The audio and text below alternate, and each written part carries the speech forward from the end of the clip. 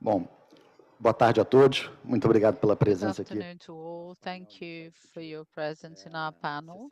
We are going to discuss carbon capture and storage and some alternatives. I am Alexandre Calmon, a partner at Campos Mello Lawyers, which is associated with J. Piper, one of the largest lawyer partnerships in the world. I am here through the invitation of Isabelle and Natalia. We have a video from them because unfortunately they weren't able to be with us. Good afternoon. There's echo here. It's impossible to listen.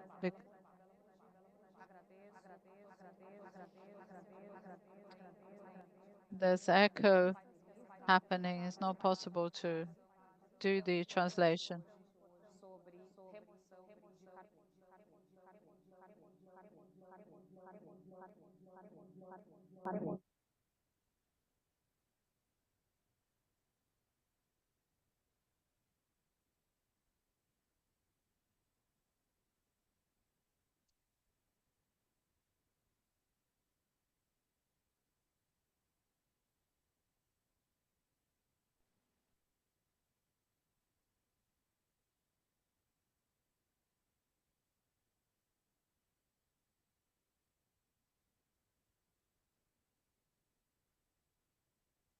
We have no sound here in the booth. Not sure whether there's sound. Good afternoon to everyone. I am Natalia Weber. I am the co-founder and director of CCS Brazil, together with Isabella Morbach. It's a pleasure to have you here. I thank everyone who's here and our panelists who accepted being part of this such important discussion about the removal of carbon. This is organized by CCS Brazil, which is the Brazilian Association of the capture, usage, and storage of carbon. I ask you to contact our site www.ccs.br.com.br. You will find information there about the potential of using these technologies in Brazil, right from carbon captures for bioenergy, biogas, bioelectricity, and the production of electricity in industrial projects. I hope you will have a good debate, and I call Isabella Morbach to introduce the context of this panel. Thank you. No sound. We will be addressing in this panel, thinking about the context of COP, which brought everybody here, the Brazilian potential for the carbon removal of the atmosphere. So we're thinking about a nature-based solution and the production of bioenergy by capturing capture and storage of carbon, or just thinking about the carbon market. We have assembled this panel thinking on how to show the audience, either online or face to face, that Brazil can lead the combat of climate change. We believe that the economic factor is very significant in how to accelerate the implementation of projects, either be they related in nature-based solutions or technological tools that allow us to remove or reduce carbon. We also know that when we have a fair, a just energy transition, CO2 solutions are an important service so that we can do this transition and reach our targets without affecting the poorer population and ensuring a just economic development for all. So the idea is to bring light, to shine a light in these technologies, that they don't compete between themselves and that we need each of these solutions. We know that we have enormous challenges. We know the costs are very great, but we've got a team of people in our panel who will provide us with the context and how these solutions are important and can work together. We can have CCS programs and the production of bioenergy and the capture of carbon and its storage is an important way of getting rid of carbon in the atmosphere.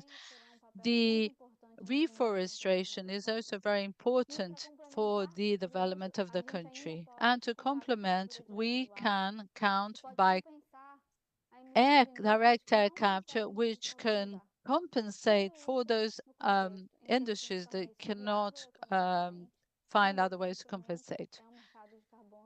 And we can do this in various ways. And one of these instruments is the carbon market. And I hope you have an excellent debate and that today's panel can provide you with context and show the potential of Brazil. I think Isabella has already set out the discussion. It's important to highlight the work of CCS Brazil, where both her and Isabella Morbach brought this right from zero with the support of Carlos, who's here with us. We have from left to right, Isabel Ramos, which is climate manager for Petrobras, Carlos Martins, which is founder and CCO of ECAL, Elisa Borges, director of the Energy Research Enterprise, and Bruna Mascotti, who's a senior partner of Catavento Consultoria. So let's start. I'd like to ask Eloisa, in the presentations of the energy transition, one of the information that you brought along is so that to be able to get to one of the zeros of net zero to 2030, 2050, you have to 2030. What sort of technologies you need to have? And you need 50% of our new technologies to reach to 2050. How does CCS gets into the discussion that is so important? Thank you, Alexandre, and thank God. And I'd like to thank everyone who's here on the last day of the COP to talk about Brazil's potential in CCS. Isabella unfortunately can't be here, but I know she'll be watching the video. So I start by giving an example because she loves when I give examples. Terry Locke, she it parts from a premise that is not from Marv. It talks about the idea of, but captures the concept that each decision we take today generates an alternative path for the future, for a future we don't yet know.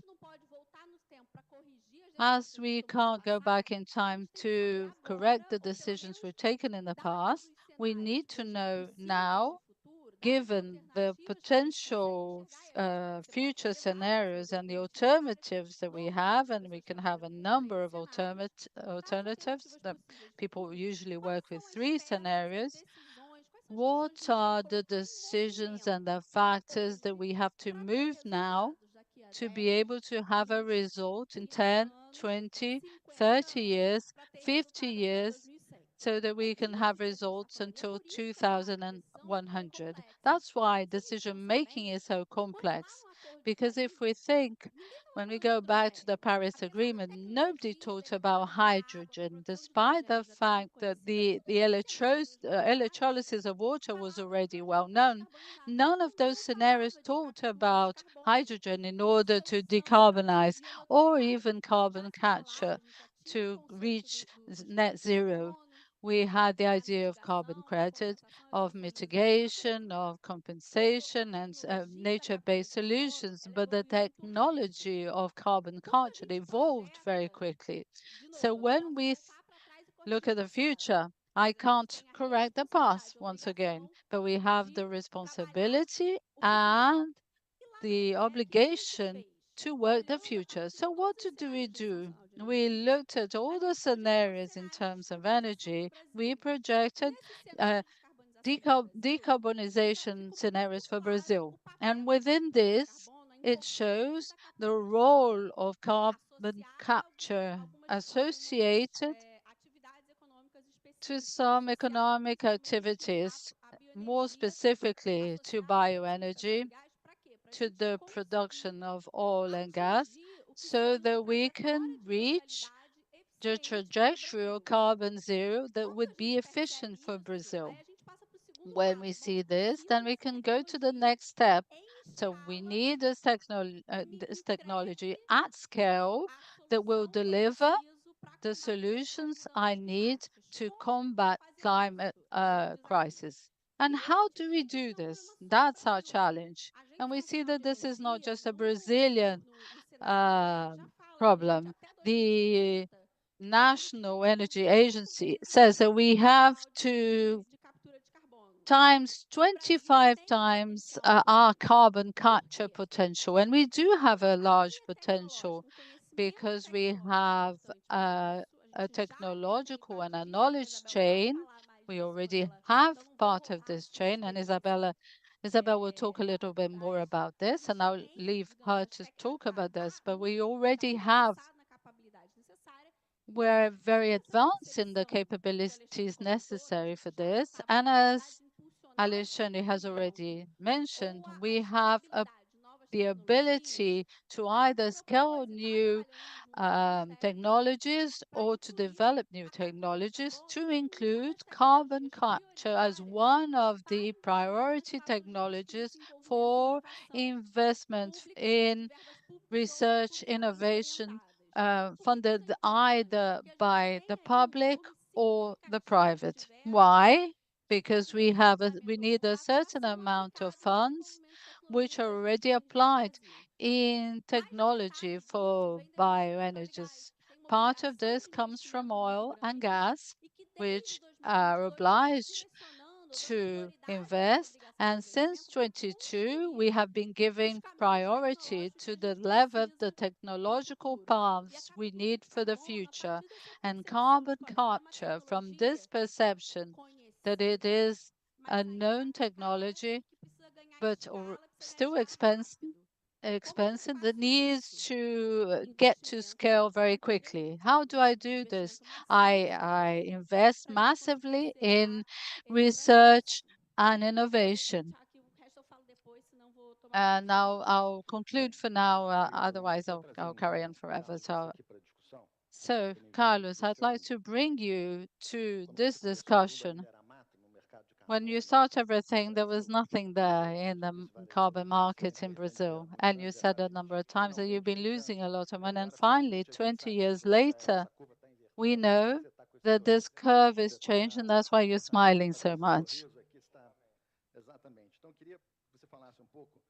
So I'd like you to talk a little bit about how you see the role of Brazil in the vanguard of these carbon capture technologies, and what are the greatest challenges we need to face in terms of the certification of carbon credits? Thank you, Alexandre. I thank everyone for this invitation. I tend to open my panels by saying that finally my mom knows what she does, understands what I do. And it's true. I've been waiting 23 years for the money to arrive at the carbon credit market. I want also to send a kiss to Natalia and Isabella.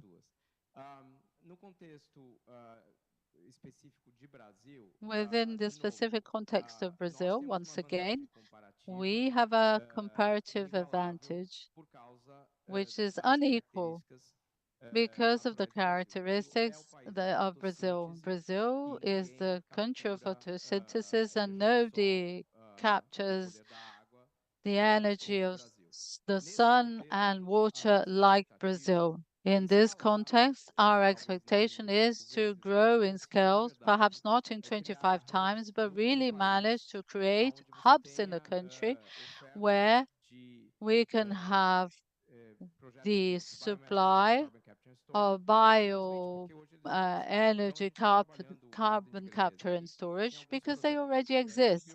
So we need to increase and scale some of these biogas projects. And our expectation is that these projects generate a fuel which has a negative carbon intensity, which is the equivalent of 15 grams per gigawatt of carbon of CO2. This would be so disrupted that it would be reasonable that every country will bring their factories to Brazil. Of course, this is not going to happen. It's worth remembering that the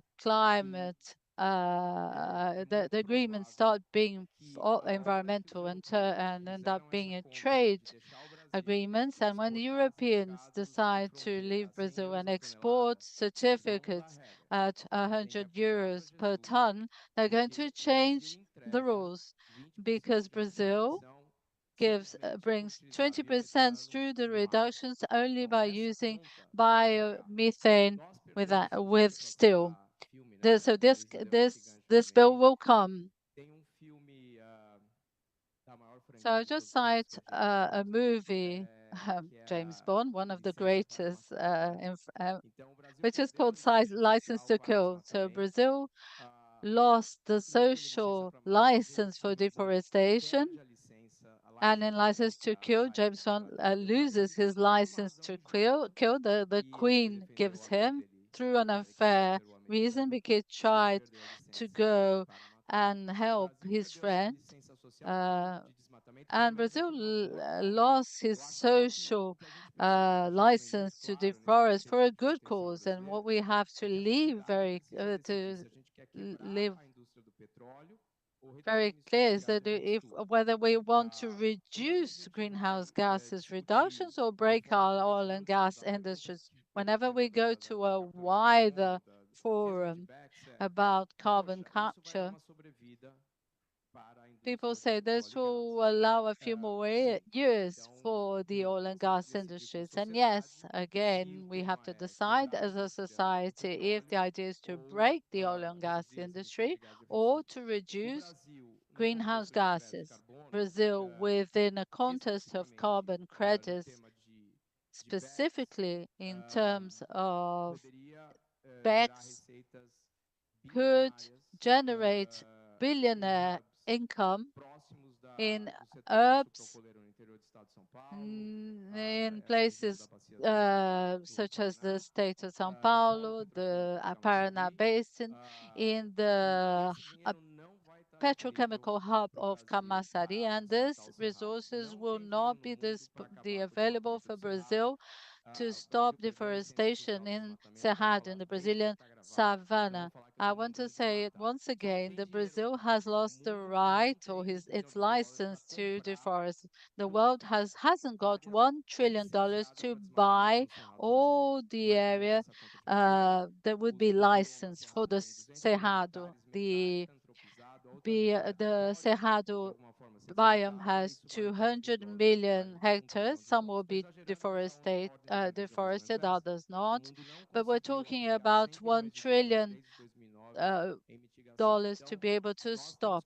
But the world hasn't even managed to get $100 billion for mitigation. So we need to find a way of equating this topic, which I believe will be very relevant in the Brazilian negotiations in the next few years. And perhaps we need to bring to the table the Brazilian potential in terms of technology expertise of a company like Petrobras, who knows how to store carbon like no one else, and our potential in photo science, which is the capture of carbon through biomass. So if we take advantage, we'll be using these comparative benefits. It's important to say that few times I know someone who's capable to talk about 5, 10 minutes and provoke so many issues with so many reflections. It's we're praising you because there's been time that we don't want to have a panel where everybody is in agreement. So it's important to know where the challenges are and to be able to find out where the challenges are. Brazil, more specifically in relation to the oil and gas industry, is a country that needs resources for its just transition and its most basic needs. So it's absolutely valuable to ask what is the level that you need to give and the level of resources you want to give up in relation to the restrictions. But I would like you now to start your uh, contribution in terms of Petrobras, and we want to know how Petrobras is integrating its strategies of decarbonization. Good afternoon to everyone. Thank you, Isabella, Natalia, for inviting me. Thank you, colleagues, everyone who's watching us. Our challenge is really enormous, but when we look at the size, we don't do the little things. Because the carbon credit, the voluntary trades over $2 billion. So everything is not that big. So in Petrobras, we're looking at this huge number or something that we have done, which is the carbon capture in terms of the pre-salt. We capture carbon, we do CCS in pre-salt over 10 years. And if you think about carbon captures injecting in the oil reservoirs, Petrobras is the largest CCS operators in the world. It's not a new technology. At the time it was innovative in attempting to resolve the problem in terms of pre-salt, and we've injected almost 20 million uh, tons of CO2 and now 80 million tons of CO2 within this context. So what we're trying to do, so CCS is in the context of oil productions. Can we take this expertise and put it in another context, which is the context of reducing emissions?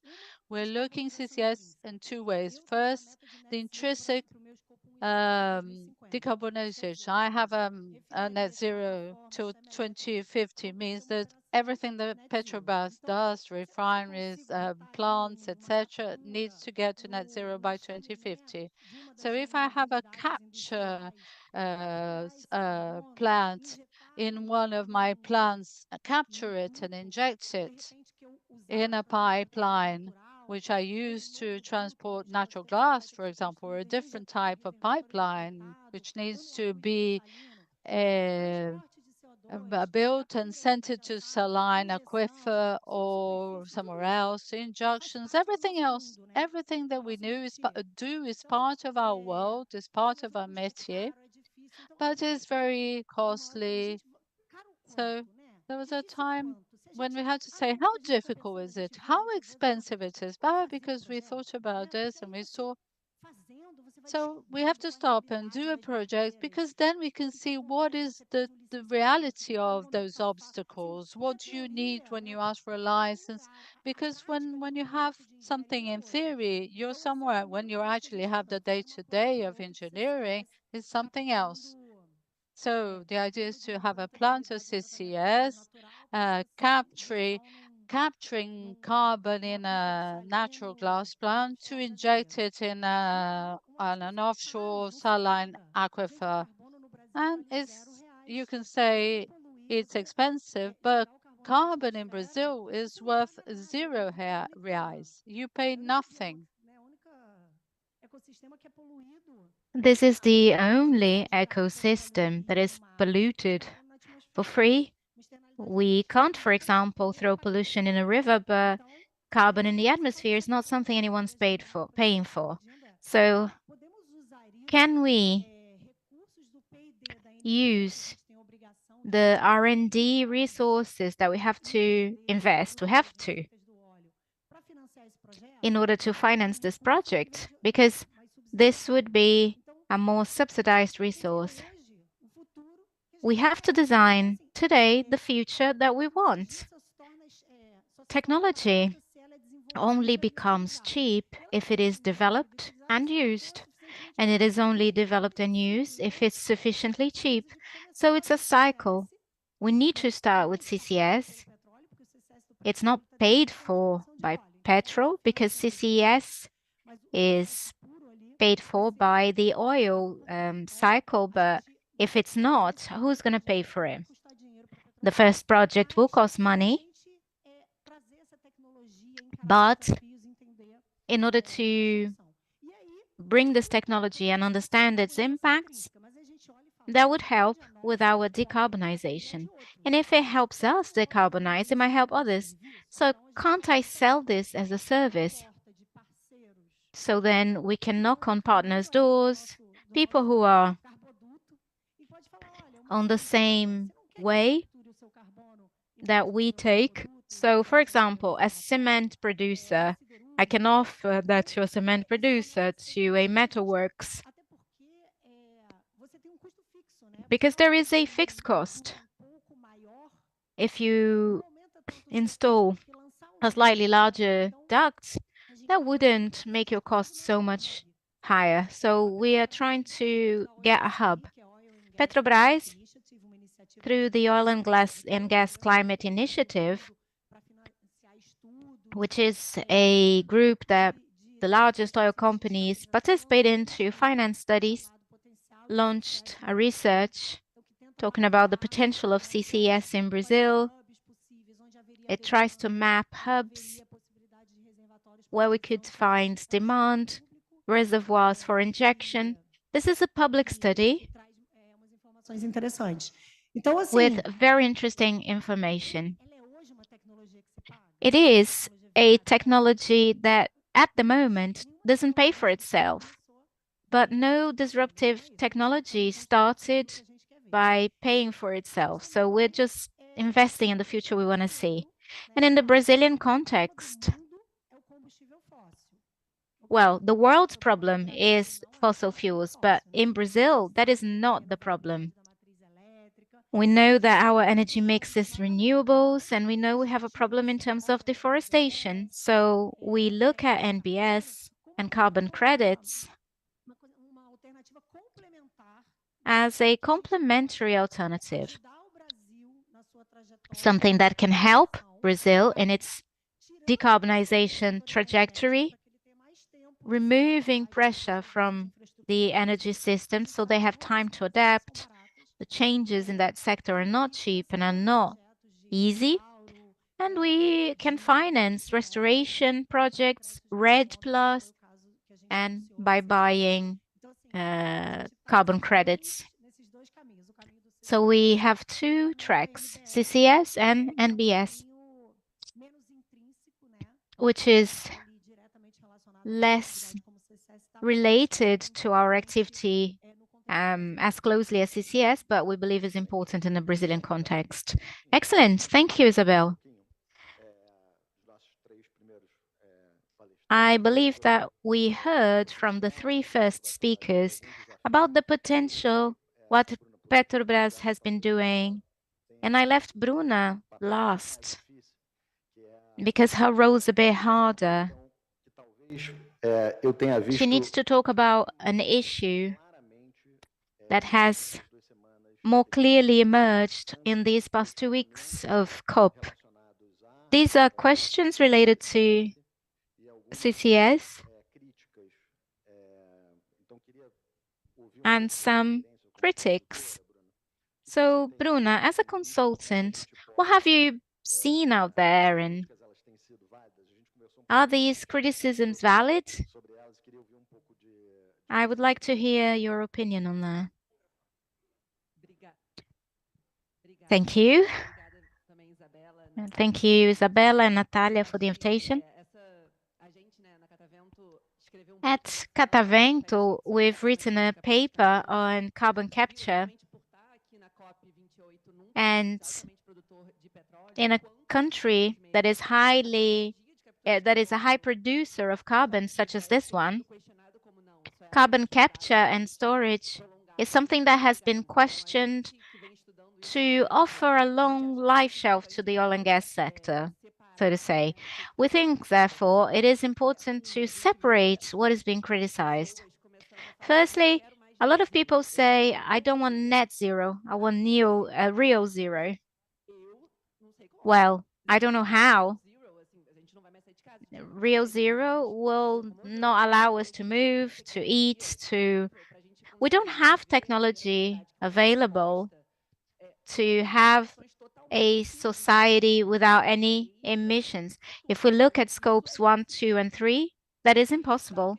That said, considering that we'll have to neutralize and remove carbon, I think Brazil has a wide potential in terms of NBS, with the restoration of so many degraded areas in the country. And of course, we can look at technological removal. But before getting there, another criticism that is made. This is just to prolong the oil and gas sector life cycle. 40% of the oil demand is for road transport, such as light vehicles. And I haven't seen CCS in lorries.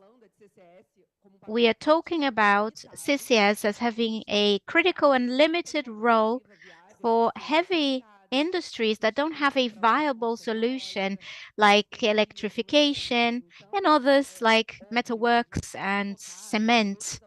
So we need to focus on other alternatives to reduce the demand for fossil fuels, but in the niches where there are no other alternatives, we have to develop capture routes while there are no others, so that the emissions wouldn't get to the atmosphere.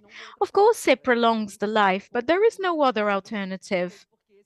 I don't see why not stopping it if other alternatives emerge. No one loves fossil fuels and wants them to last forever, but if there is a value for money alternative, I'm sure they would be willing to invest. The third criticism that we see a lot is the use of CCS for the reinjection on the oil fields to increase production in these fields. When you increase production, the CO2, of course, goes to the atmosphere. So how can it benefit the short term? Well, we are reducing emissions under scope 1 and 2 that we still need to use in the short term to produce oil. The Royal CCIC, which is the global institution, still considers ROI as CCS. So that IEA and others, they recognize that in the medium to long term, CO2 has to be stored.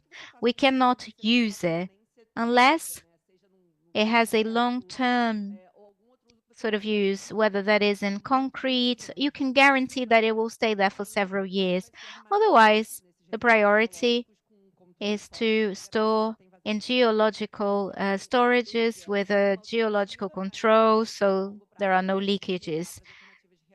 So the idea is to migrate to storage. And I'll stop here for now, because these are the three pieces of criticism that we've been listening to in terms of storage, but we have an advantage for BECCS and DAC. But considering the direct air capture is not prioritized in the Brazilian portfolio, we have other cost-effective alternatives, but we could test it. We have a lot of renewables complying with this demand and a lot of potential to store. And BECCS we have a lot of biofuels, and it's a sector that emits more than 30 million a year, and it could have negative emissions if we could store the production of the CO2. Bruna, let's go back to you. I wanted to ask you a question regarding the decarbonization scenarios, both for 2030 and 2050. Would it be possible or realistic to imagine that we would reach the goals without using CCS? And even beyond that, you have some slides about that, don't you? What are the opportunities both for BECCS and DACCS in Brazil?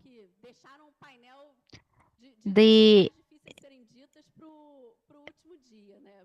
difficult truths were left to the last day. But it's important to talk about this. I started talking about films, and now I'm going to talk about books. There is a scene I love, and it's a picture I have on my table, and it's from Alice in Wonderland. And Alice asks the cat, "Cat, which way should I take?" And the cat says, "Where do you want to go?" And she says, "I don't know." And then he says, "If you don't know where you want to go, any way will suit you." So the scenario helps you understand your starting point and where you want to get to. And in the case of developing countries, the trajectory matters. The way I reach carbon neutrality makes a huge difference for Brazil. Because when I look at the resource intertemporal allocation, meaning where am I going to invest now and where I'm going to invest in the future, that makes a difference. If we can postpone certain choices and some infrastructure investments that are not necessary at the moment so that we can reach our ambitions. Scenarios are not projections. We, of course, have a projection, but a scenario is not a future projection. It is an exercise in order to understand instruments that will need to be used. We have built 3 decarbonization scenarios, and considering the commitment to the goal of limiting increase in temperature by 1.5%, all scenarios consider that. Different from other institutions that normally create scenarios for 1.5, 2, and 2.5 degrees, all 3 of ours are considering 1.5 degrees increase. So we have an optimal trajectory, an alternative trajectory, or what happens if I can't achieve. And I can't use carbon capture and storage. Imagine I can't reach neutrality. Well, normally you think about actually achieving it, but it would cost a lot more money, trillions of reais. But if I can use it as an advantage, a competitive advantage, that would be great. And that's another scenario. So how can Brazil contribute beyond its own emissions and also covering for emissions of the rest of the globe? I won't have time to detail the scenarios, but it's extremely interesting. The cost-efficient scenario shows that Brazil comes from a different starting point. 70% of greenhouse gas emissions are related to the use and production of energy. And sometimes it's confusing, or people use it in a confused way. What is decarbonization and transitional electric transition? But in Brazil, only 30% of this type of emissions come from the energy sector. The problem for Brazil is in the use of land up until 2030. And our model indicates that there is no other solution for Brazil unless we stop illegal deforestation up to 2030. Our model, my model might be wrong, but this is where all of our efforts should be. Now, to 2050, we need other solutions. CCS, as Isabel was saying, what we can do about that now is already an advantage, but we have another advantage with bioenergy, and Bia touched upon this, but I would like to reinforce this matter. There is a technological challenge to capture carbon. It's not easy. You have to use a membrane, filter the air, remove molecules. We have to separate the molecules and allow for the remaining of the air to come out. You then have to liquidify carbon and inject it. But why is it more expensive to do direct capture? Well, in the air, molecules are more spread. So it is a technology that is under development. You have to generate a lot of clean energy to carry out the direct capture. But if you are able to put your membrane in a productive process where CO2 is already concentrated, this is a lot more efficient.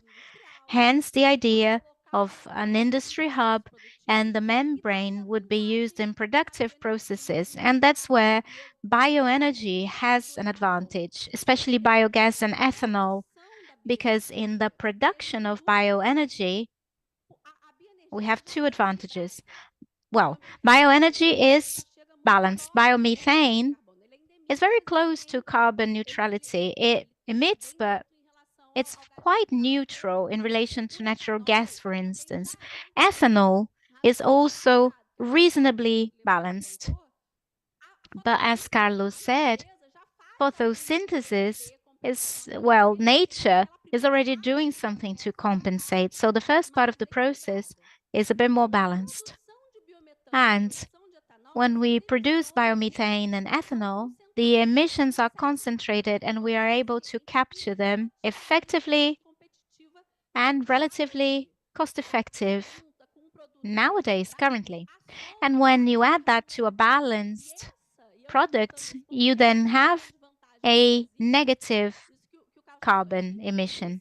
This is the advantage of Brazil. We have a huge potential to increase the use of products that we already use, that are technologically developed. The ethanol chain, well, we are leaders in this technology. I would say this is the only energy chain that is led by a developing country, which is Brazil. And when we add carbon capture for the production of corn-based ethanol, there is a huge efficiency because corn crops don't compete with deforestation. This is an advantage of Brazil. Due to our characteristics, soil and climate characteristics, you can have intercrops of corn and soybeans, and normally even a third crop, a food crop perhaps. So we normally have 3 crops a year, and this is a competitive advantage for Brazil. When you use soil that is already being used, there needn't be an expansion in the use of soil, and you produce ethanol from this corn, capturing carbon, a number of positive synergies are created. And when people realize this won't any longer be a competitive advantage. But anyway, just to close, I just wanted to say one last thing. If we don't know where we're going, any way suits us. If we don't know where to start in a negotiation, any results suit us.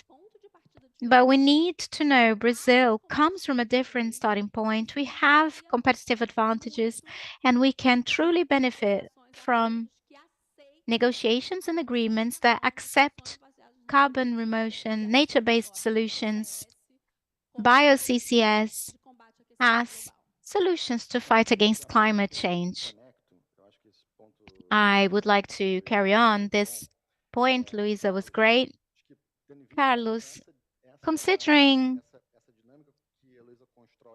this dynamic built by Luisa, as a developer and a market player, could you give us a general overview on how CCS projects are evolving and how they contribute to our national emission reduction strategy? Since we're talking about books and films, if I was part of the oil and gas industry, I wouldn't be worried about carbon capture and storage. This is in all scenarios. My concern would be with nuclear energy, which, according to IPCC, is the less carbon intensive of all energy sources. So if it weren't for pacifists from the 50s and 60s, perhaps the world would emit a lot less because we would be running on nuclear energy.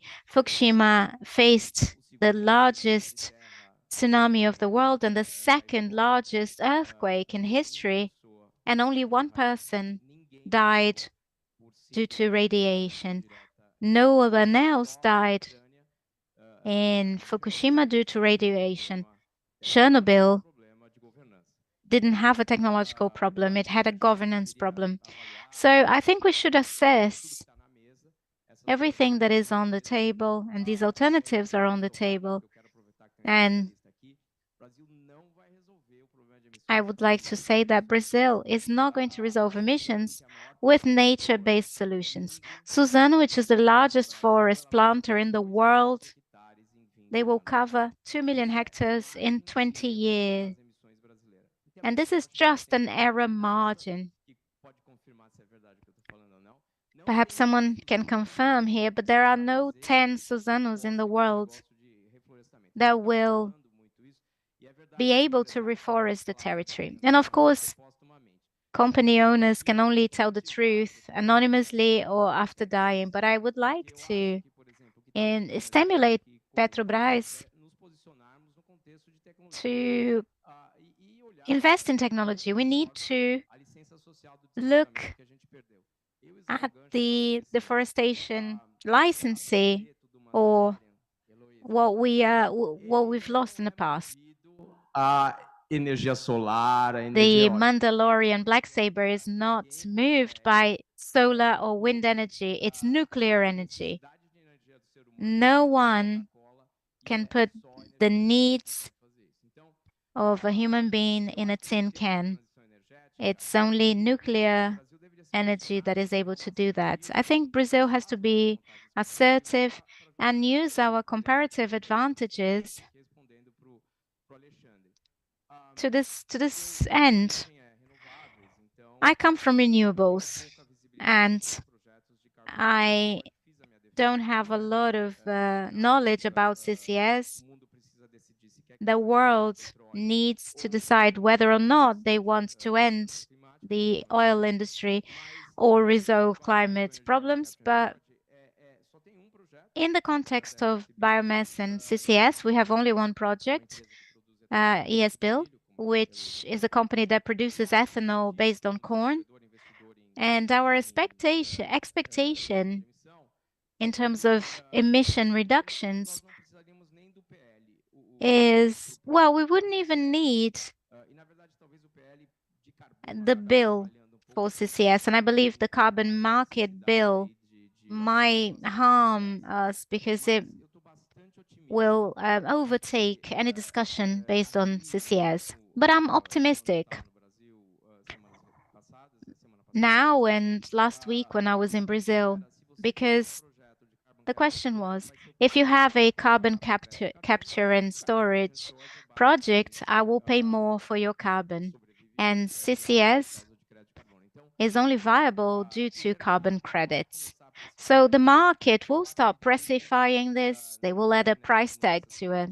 I believe in the IPCC, where these numbers are broke down in a scientific manner. Negative emission is only possible through BECCS.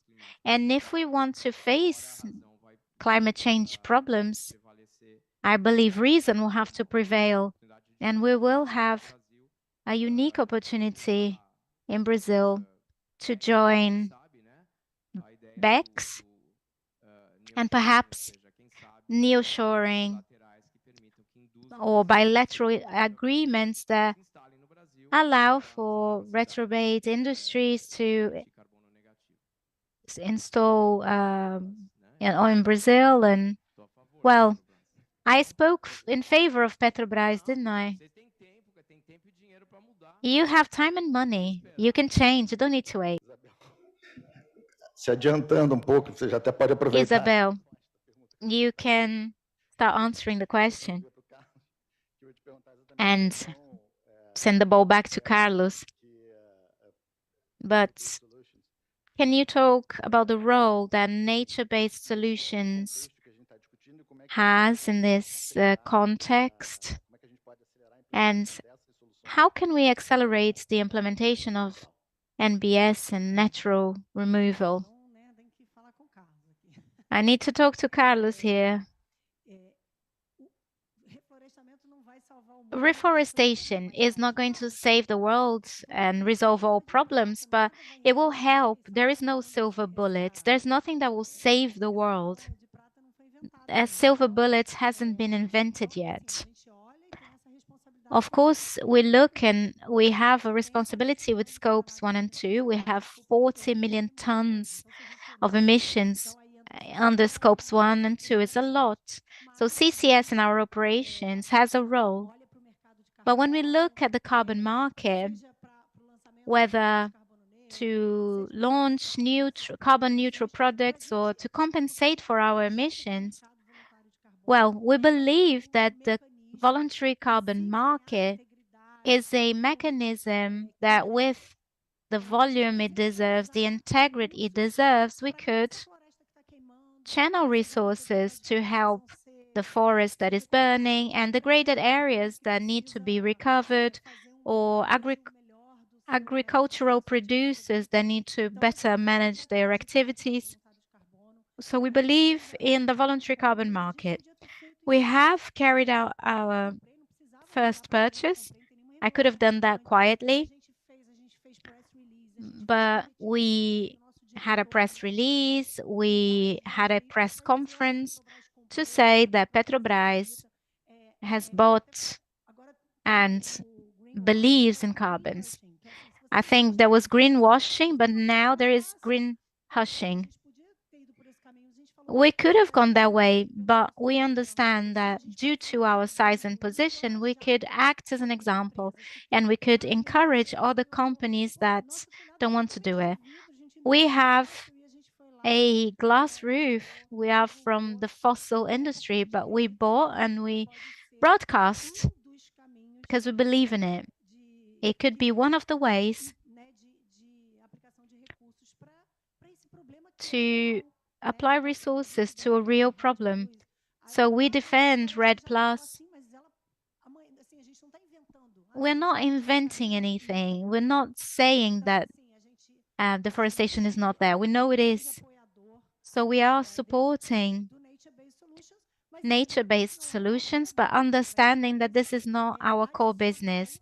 This is additional to our business, which is decarbonize our operation and offer more renewable products in our energy mix.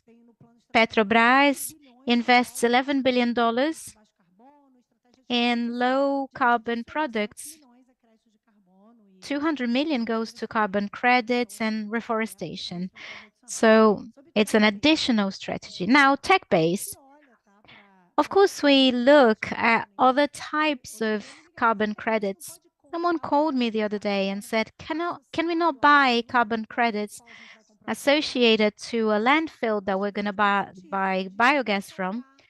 Oh, yes, I think it makes sense. We are looking at credits for making infrastructure more efficient, more decarbonized in Brazil. So we are looking at other types of carbon credits, but they have to make sense for our business. Will I buy credits for renewables in China? I don't think that that talks to our strategy. So we are looking at tech base since it makes sense in a broader context. Eu ainda tô, para a gente, né, o CCS, a gente não está olhando para o CCS como gerador de crédito de carbono nesse momento. É descarbonização intrínseca. E a gente não acha que o que a gente vai conseguir vender de serviço de CCS é para quem quer gerar crédito de carbono. A gente acha que os nossos clientes vão ser pessoas que precisam fazer descarbonização intrínseca também. Então, nesse momento, né, para a gente, o caminho do CCS é mais a disponibilidade a pagar das empresas diante dos seus compromissos e do mercado regulado que vai nascer, mas também que vai nascer lá em 2028, com um preço inicial baixo, que é assim que nascem todos os mercados. Então, ainda tem um longo caminho aí, sendo o PL aprovado em breve, né? Ainda temos um longo caminho até 2028 para até regulamentar e passar por todas as fases previstas. Mas é isso, é tudo junto, gente. É NBS com BECS, com DAX, com NCCS, com nuclear. Com... tudo em todo lugar ao mesmo tempo. Aqui eu estou trabalhando com citações cinematográficas. Mas assim, a gente claramente tem uma situação que existe um esforço global, então a gente tem o sentido claro de que cada esforço conta. Então, a gente está adicionando iniciativas. E aí, Bruna, até para a gente poder passar para ter ver se temos alguma pergunta da plateia, eu queria te perguntar, no estudo que vocês fizeram, obviamente, vocês, a Catavento dá ênfase na questão de tech-based, mas eu queria te perguntar mesmo, talvez focando um pouquinho em BECS, como é que você vê o potencial brasileiro e o que vocês identificaram de mais relevante no estudo que vocês fizeram sobre o mercado brasileiro? Não, sim. Just a second for those who were listening in English, the translation, they are trying to fix the translation. We're sorry. Eu não falo inglês então não, né? Português mesmo?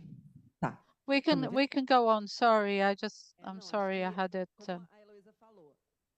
As Eloisa had said, what is the opportunity in Brazil to do with BECS? We have the largest global production in terms of fuels.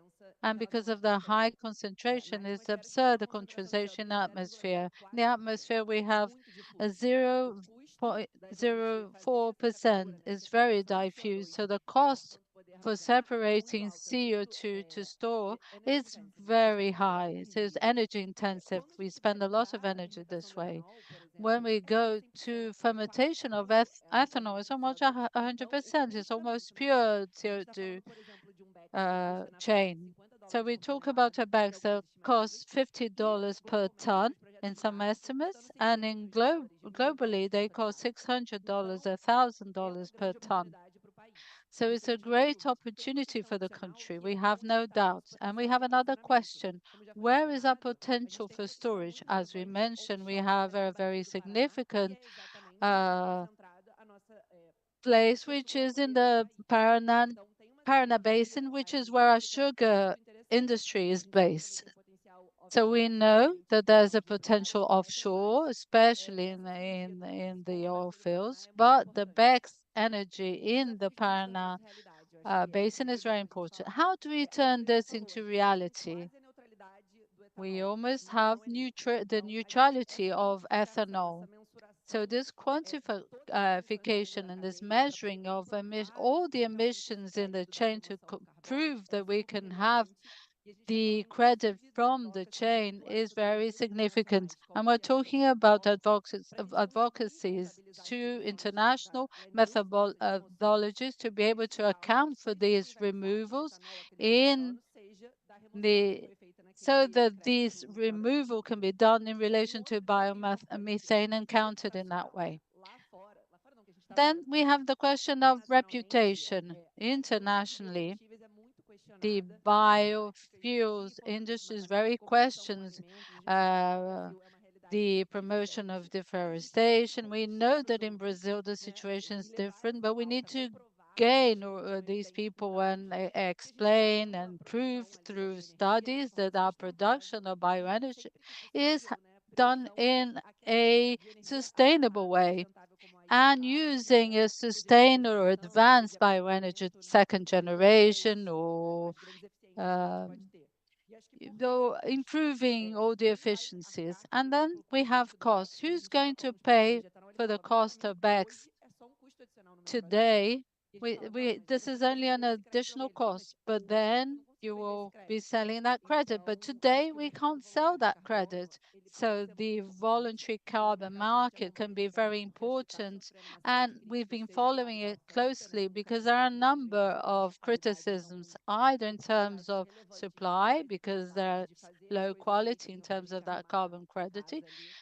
So it's important to do our homework in relation to that, but also in terms of demand. Some institutions are saying that companies will not be able to use carbon credit to neutralize their emissions until 2030 or in some cases 2035.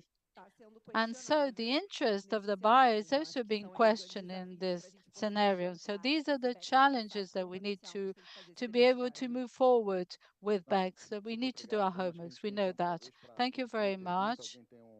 We have perhaps time for one more question. I don't know if anybody has a question.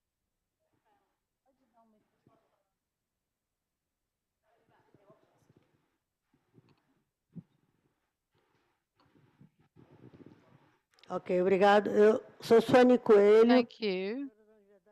I'm Sueli Coelho, a professor for the University of São Paulo. There is one of my undergraduates that you taken away from us, from the University of São Paulo. And we work within the context of the RTG, which is the profile of our university.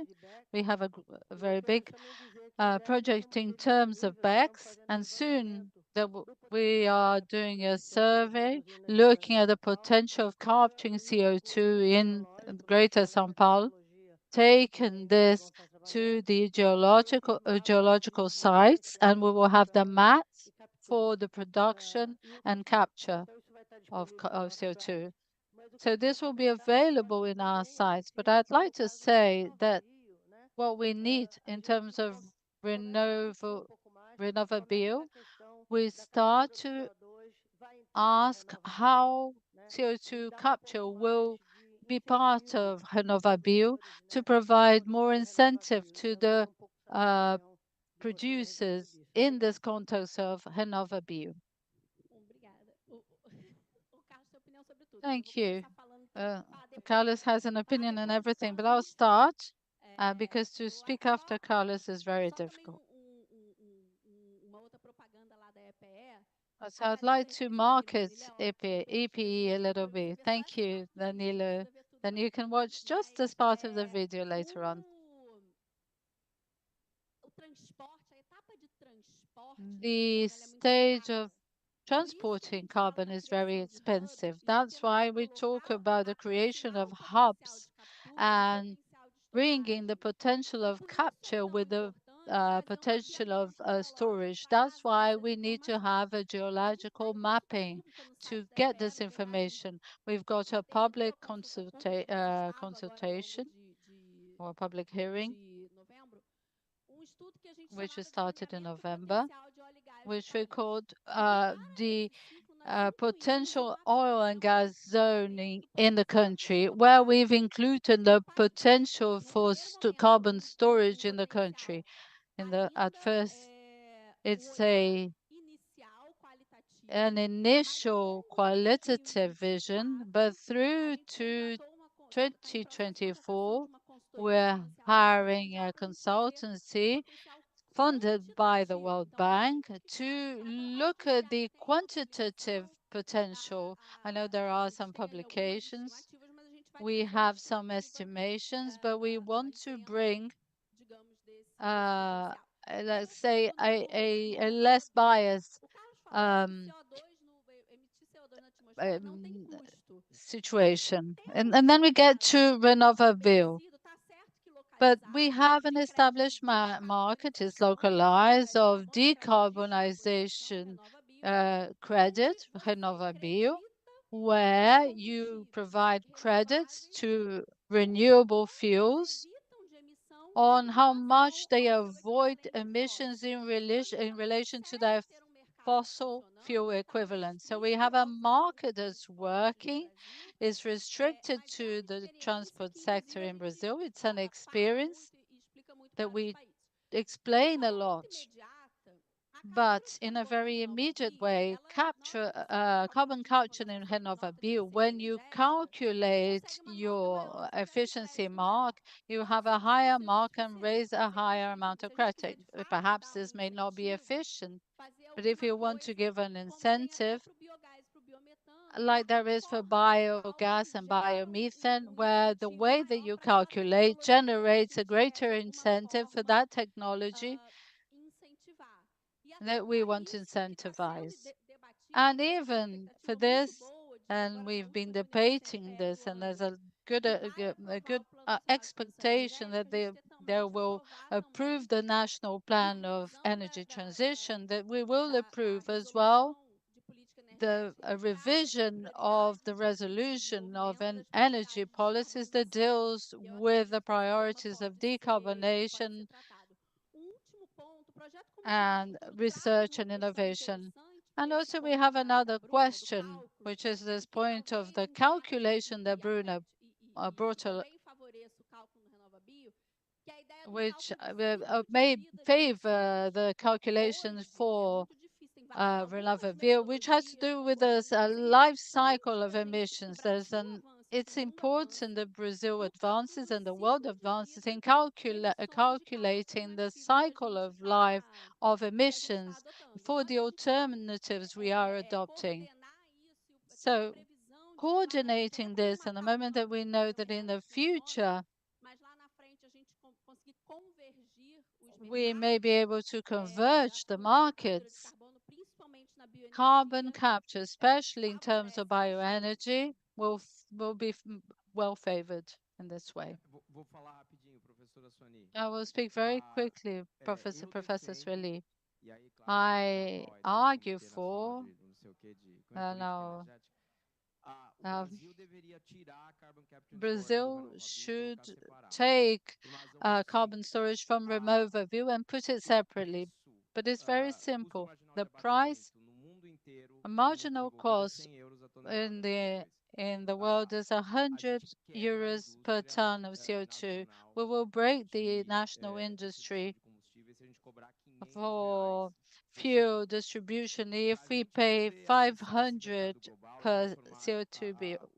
If we could change this market and change CBio into an item and do an agreement, a bilateral agreement in California, which is within the Paris Agreement, take the carbon storage and say we'll pay $100, $200 as is the price for carbon in California. I know that you, Dr. Luisa, are an opinion maker, but because I'm concerned that we will be within the regulatory framework in Brazil, earning in reais, when we could be exporting at 100 euros per ton. Can't we choose? Because what we can see in California and USA, the potential credit generators choosing whether they want to generate for low carbon or whether they want to sell these credits in other markets. But what I argue is that according to Article 6.2, You can sit with Biden and say, we'll do a bilateral agreement. California can't do what they do, so we'll sell carbon credits in biomass, in carbon capture storage, 15 grams of CO2 per gigajoule, negative gigajoule. Or not, we could make the distributors in Brazil, and the bill will come to Petrobras, pay 15 reais per ton. There's no better way to conclude by arguing, no, by provoking a discussion. We started with the aim of not having a total agreement between us, and I would like to conclude by thanking once more CCS Brazil for this initiative, Isabella Bodac and Ana Clara Weber for the opportunity for us to be here.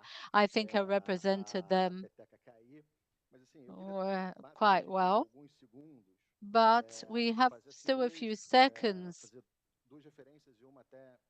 I would like to make two references, one in relation to the question that was asked here. We need to develop more and more the knowledge so that you can get to the level of discussions to understand the questions being made, especially in the Brazilian environment. It seems to me that some of the questions, São Paulo, for example, understands, is aware of the size of the opportunity today, and has started to have initiatives in terms of looking for these opportunities. We hope there are other states in Brazil also that have this potential, also start to do this and can help in building the regulations within the Brazilian Congress.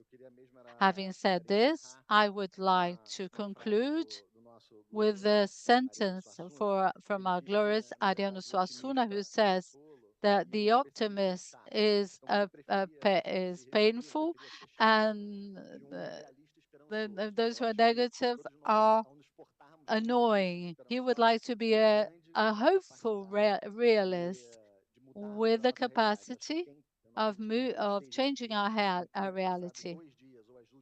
I think everybody who's been here 2 weeks or 2 days without believing that it's possible to change our reality. So with this, I'd like to thank you very much for anybody who's been following us on the internet as well. Thank you.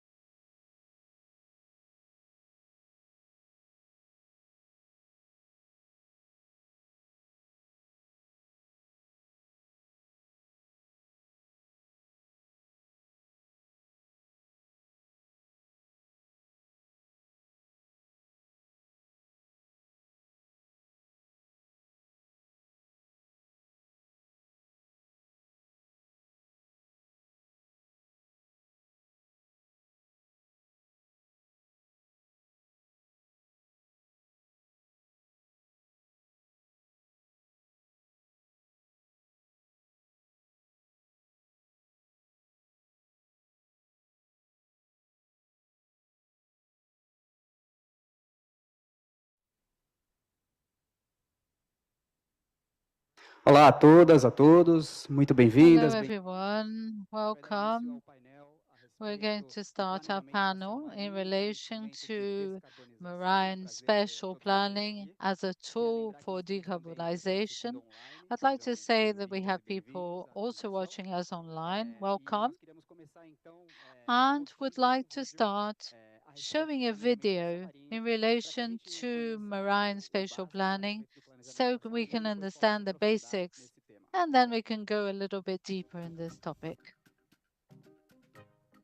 The ocean has an essential role to play in the equilibrium of the planet. It's the major production of oxygen. The coastal ecosystems, marine with reefs and corals, help to reduce the impacts of climate change, such as coastal erosion, impacts of extreme climate. At the same time, the health of the oceans is under a lot of threat, and the temperature of the oceans reach record highs with heat waves and high temperatures provoking the blanching of corals and changing the distribution of fishing.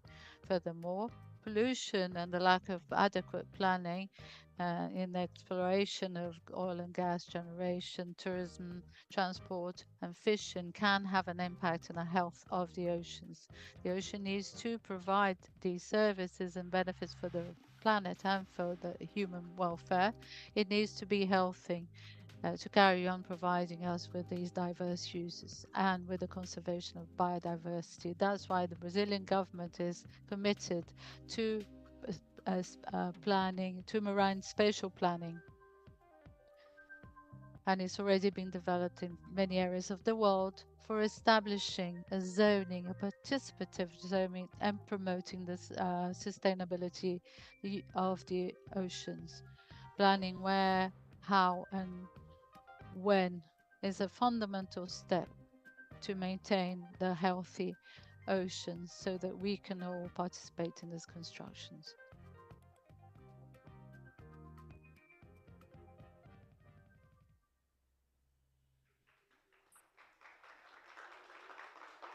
Bom, esse vídeo foi produzido pela... This video was produced by the National Secretary of Climate Change, which is represented in this panel.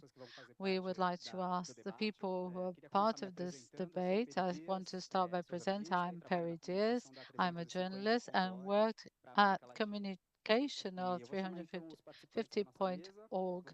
I'm going to call the panelists. I'm going to start with Ana Paula Prates, who's director of the Department of Ocean and Coastal Management from the National Secretary of Climate Change, part of the Ministry of the Environment and Climate Change. Welcome, Ana Paula. Also, Nabil Mouracade, who's Chief of Department of the Brazilian Development Bank, BNDES. Welcome, Nabil. Also, Alexandre Prado, leader of climate change of WWF Brazil. Well, very welcome. Also, Rosa Lemos, who is General Secretary of FUNBio. Welcome, Rosa. And through a video, direct online, Carolina Pasquale, Executive Director of Greenpeace Brazil. Hello, Carolina. She says she's hearing us. We're going to start then debating a little about the reason why we're here. We are part of the delegation that came to COP28. We're all here to talk about climate change, but this panel is about marine spatial planning.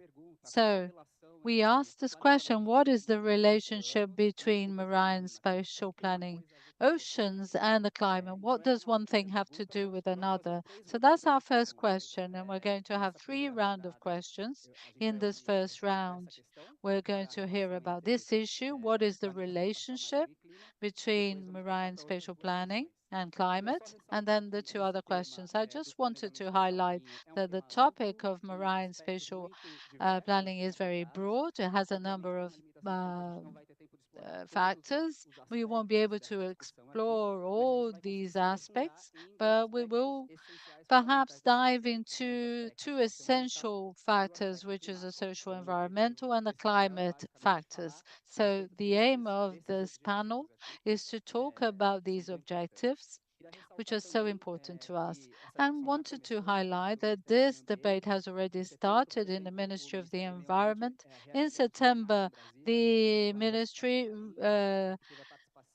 did a seminar with bringing in a number of organizations, the academy, civil society, and so on. And it's available online for those who want to watch it. Marine spatial planning, the Ministry of the Environment. So I'll start with the first question with Alexandre, who's going to start our panel. Alexandre, so our question is, what is the relationship between marine spatial planning, oceans and climate? Why are we here in COP28 in Dubai talking about marine spatial planning? We can't hear. Good afternoon to everyone. For those who are in Brazil, good morning. Very happy to be here. It's always a pleasure to be talking. Thank you for the invitation from WWF Brazil, the part of it. Marina should have been here. She is our ocean specialist, and I'll try and represent her. It's impossible to represent her given her knowledge of content. But I will start. I work with climate change almost a few decades now. And I'll do a mea culpa because when we talk about climate change and civil society, we look at deforestation and use of land. And 4 years ago, we decided we need to talk about oceans. We've always knew that, but it's more difficult to work with oceans because they're oceans and the land. You have more static things, you have countries, you have clear borders, but the ocean is not that way. So oceans as a topic only started to get into the negotiation process only for a few years ago. It's growing, it's true. So starting with a mea culpa that in the case of Brazil, and as a civil society, we look more towards land than sea. And this awareness that we have in Brazil, we have at the rest of the world, and those who are doing the negotiations in terms of climate change or the discussion of the ocean panel, it's growing only. It's bigger than it used to be. The idea of the role of oceans in climate change, how much it removes carbon, and the activities that take place in the marine environment, and how much this is linked to mitigation or adaptation. And whenever we have this debate, it's the ways of implementation, finances, and everything that needs to be done.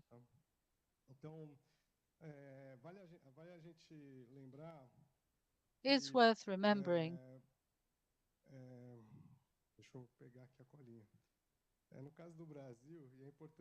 In the case of Brazil, when we look at the ocean, we look at the coastal zone, we have the corals, we have biodiversity, we have mangroves and the coast. In a country where we have a population that lives in the coast and depends on those activities, we have a planning that looks at this, just like we have a forest code that we have had one since the 1930s until the last iteration in 2012. So the idea is to look at the differences in the use of this territory, how to do and what to do. And then we have a number of questions to ask regarding this. Civil society, new explorations, and the use of petrol. And why to do this? And what is the justification? We will have a concession of 600 votes on the 13th now. So what we want to do is to have a strategic vision for this territory, looking at the potential for mitigation, for adaptation, so that we can look at the means of implementations. I think this is it, basically. Thank you, Alexandre. I also would like to say something about Alexandre and to highlight the It's the idea of the renewable energies. This is one of the great debates in COP28. We have the target of tripling renewables by 2030. We hope this will be in the final text. And if we have this expansion at this level, it will be very important to think about how renewable energy, especially wind technology, fits into the marine spatial plan, given the part of the wind energy will be offshore in the sea.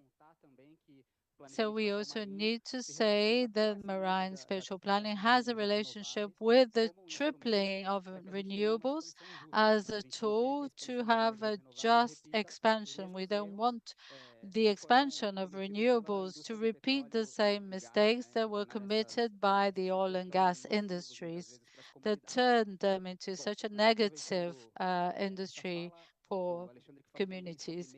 So in relation to the means of implementation that Alexandre also mentioned, I'd like to bring in Nabil to talk about the vision of the Brazilian Development Bank and how this relates to climate. Good afternoon to everyone who's here. I'd like to thank for the invitation and the team who put this panel together in a collaborative way. This is one of the panels where there was more interaction between the panelists to get to a consensus of people who would be invited. So I'd like to thank for this participative and collaborative way of setting up the panel. As Alexandre commented, there's something that is curious to me. I always heard that Brazil developed looking with its back to Brazil, always looking out towards the Atlantic. But I always wondered, just as much as we have our back to the rest of Brazil, we also have our backs to the ocean. So I wonder where we're looking, but despite the fact there's already a lot of development in terms of ports and all the naval fleet and merchant navy. Brazil has some policies in relation to the ocean, but there's more strategic vision towards the ocean, towards the idea of marine biodiversity, the whole of the coastal economy, the work in relation to adaptation to climate change, which will be the region in Brazil that will be most affected by the number of people who will be affected by changes in temperature in the coastal areas. Why did it take us so long to organize ourselves as society to think about the planning of this territory, which is almost double if you put the size of our this marine territory and land territory, almost double the size of our territory. So the work that we've been doing comes from 2 or 3 years, but for the first time with an environmental area, we made it explicit that oceans are part of our work, and we want to, in a very justifiable way, to think about the development change in the Brazilian coast and in the marine territories. What we need to do in terms of structure so that these activities occur in a more organized way, that they have less negative impacts for this region. How does this dialogue between what is already existing and what will happen in the future takes place? It's also a territory where there's already some investment, where our people, agents working there, and as well as looking towards the future. One thing that draws my attention us in COP with the BNDES working in COP. I was talking to a scientist, Brazilian scientist, Luciana Gatti, and I said, I want to show you these graphs. And she showed us these graphs about the anomalies of temperatures, both of ocean and air temperature. And it's impressive. It's amazing when we look at these graphs and look at the science to see what is happening. What we see happening in terms of the temperature in the land, let's say, shows anomalies that move away from the average of the last few years. But in the oceans, this graph has is away from the average on a much larger proportion. We already see anomalies in temperatures in the oceans for longer, and we have not been able to find quick solutions for this with more structural impacts which haven't been perceived yet that we were going to be experiencing. So it's not just El Nino, it's the heat map of the North and the South Atlantic is despairing, and it may influence sea routes, etc. So we don't do a good work at the medium and long term and think about agency in the future in a very well organized with governance way. We won't be able to provide safety for this trade, for this business to go on. That's why we've been supporting the work of the Brazilian Navy. It's an emerging agenda where we have already some results to show. So we have a future agenda that we're going to share in our panel.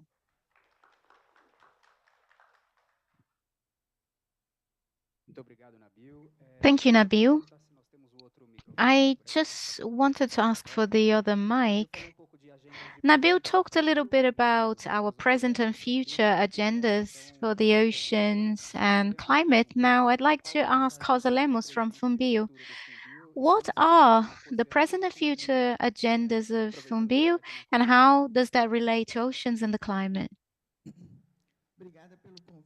Thank you for the invitation, first of all, in such a distinctive panel to talk about such an important topic. Brazil is very well known due to its tropical forests and celebrated for that, and they are incredibly important for biodiversity.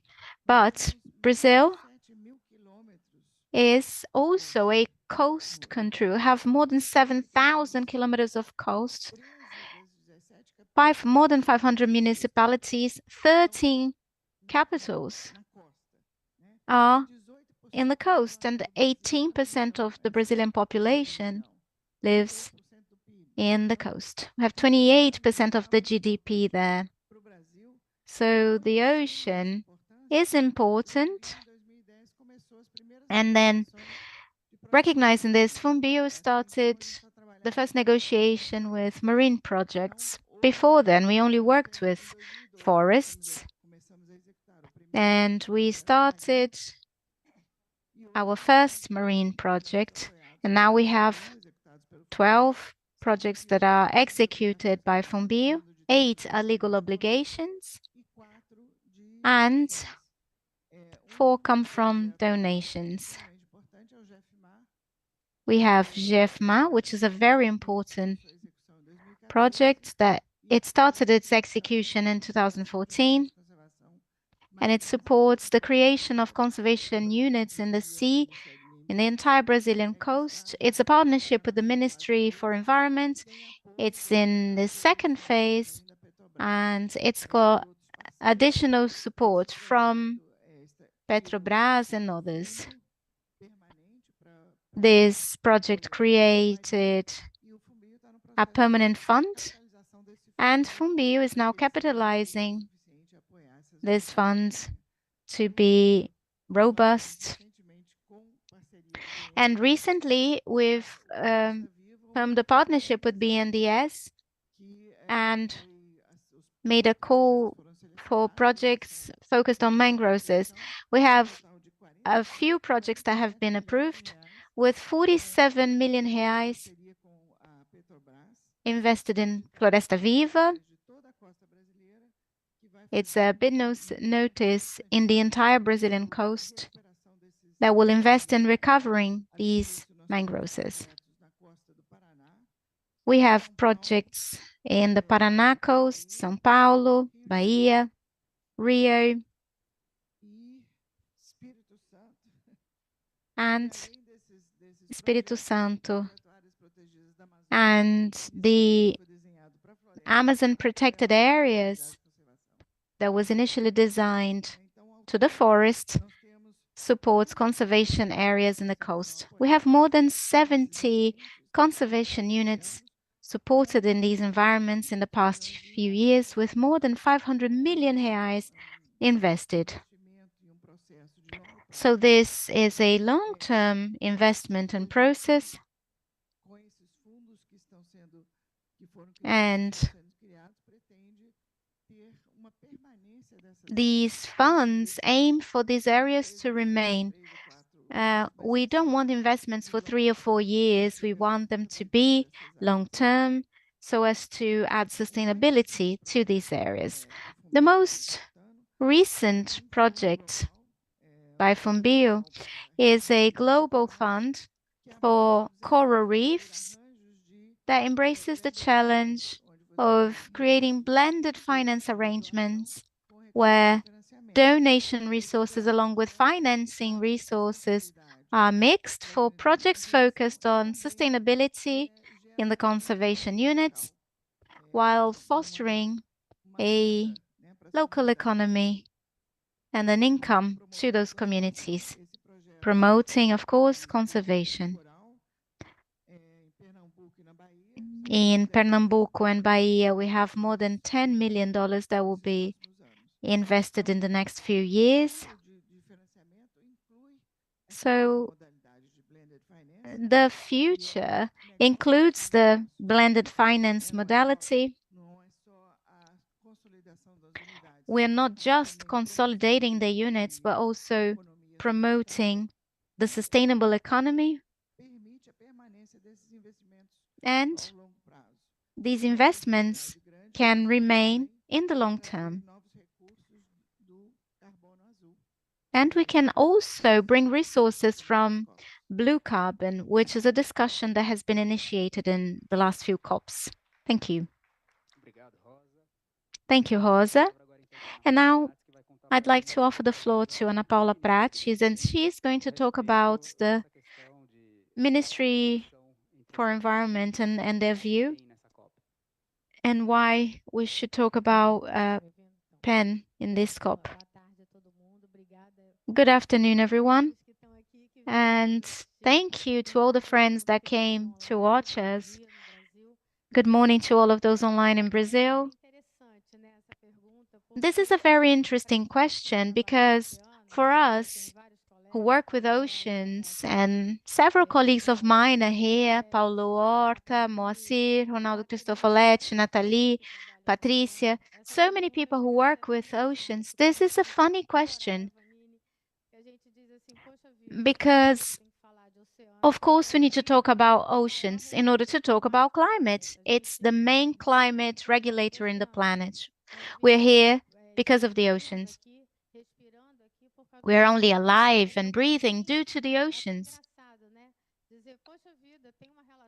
So it's funny to say or explain the obvious that there is a relationship between the ocean and the climate. This is COP number 28, and only now the subject oceans is getting in the scene. So we had an advance in the global stocktake with a few mentions to oceans, saying that countries will have to include oceans in their reports for the next few COPs because they are they need to be preserved. Apart from obviously recovering the oceans, we have been creating some dead zones because otherwise we will not survive. I've participated in another panel that was asking why we should worry about the ocean being at risk, but it's not the ocean who's at risk, it's us. So the marine spatial planning is something that is being discussed due to the need to decarbonize and triple or quadruple renewable energies. And where does that go? To the ocean. We will pollute again, we will impact on the oceans with offshore wind farms, marine mining that will be required for electric vehicles, and their batteries will have to mine. So this makes us use the ocean more and more as if it's endless, but it's not. We need to have some national scale planning. The PEN, which is the marine spatial planning, we won't resolve all the problems. For example, we won't be able to contain plastic pollution, but we'll be able to organize things and say, here you can implement an offshore wind farm, but not here. Maybe you can explore oil here, but not here. So this is what we intend to do with the PEN. And that's why it's so important to talk about oceans and climate here at the COP. Brazil also acceded in the Alliance for Mangroves, with a fund being created for the restoration of this biome.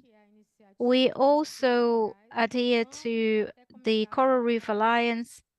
They were both mentioned by Rosa, and FUNBio has also captured this resource from the Global Coral Reef Fund. And this was an important advance in this COP. Before I go to the next question, I just wanted to say that it is important to bring players to this panel that are not necessarily working with oceans. Moa, Ronaldo, Paulo, Soraya, let's talk about oceans. So it's important to have a diversity of players that didn't used to work with oceans, but are now looking at it. Of course, FUNBio has been working with oceans for a very long time, but that's it. Thank you.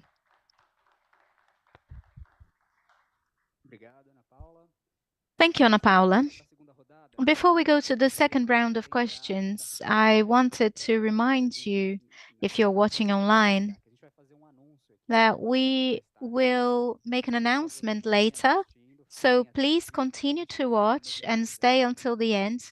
There are some news regarding the PEN, or the marine spatial planning. We'll have now a second round of questions. But let me summarize things first. We talked about the importance of PEN and how fundamental it is, its context. Everybody is quite anxious for Carolina to speak. This way, Carolina.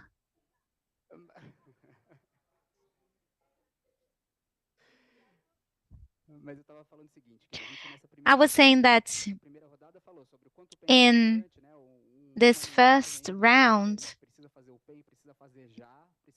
left a message, the Marine Spatial Planet, or MSP in the English acronym, is important to the society.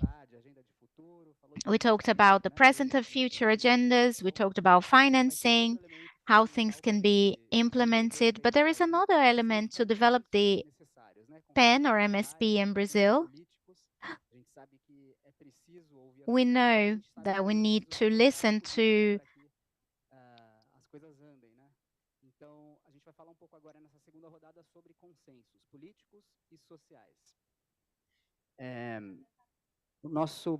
a nossa primeira pergunta vai para our first question goes to Carolina from Greenpeace. And the question is, how can we build consensus political and social consensus so that we can help the MSP advance in Brazil. Good afternoon. Can everyone hear me? No? Sorry. Good afternoon. It's a pleasure to be here. Good morning to those who are in Brazil. I thank you for the space in this panel. I also imagine you must be quite tired at the end of the COP. And I wanted to present my solidarity because after 2 weeks, it's really hard. And we are reaching the end. So I'd like to leave my solidarity from Brazil. I wanted to reinforce the importance of this conversation. Greenpeace is an organization that was born in the sea with its ships promoting a discussion about what we do in our oceans. And the role of the organization was always to show what was happening in terms of the threats that we were causing. So it's a pleasure to be here and to participate in this debate. We celebrate the advancement of the PEN, or the Marine Spatial Planning, and it's in its final phase. And it is essential to have this planning so that we can look ahead 10, 20 years ahead, knowing what we have, what interests are being discussed, and how we're going to organize that in our coastal area, such as Ana Paula has pointed out and others pointed out. This is delayed. It is not something easily done because our country is quite large and each region has its challenges, and we know this is a considerable task.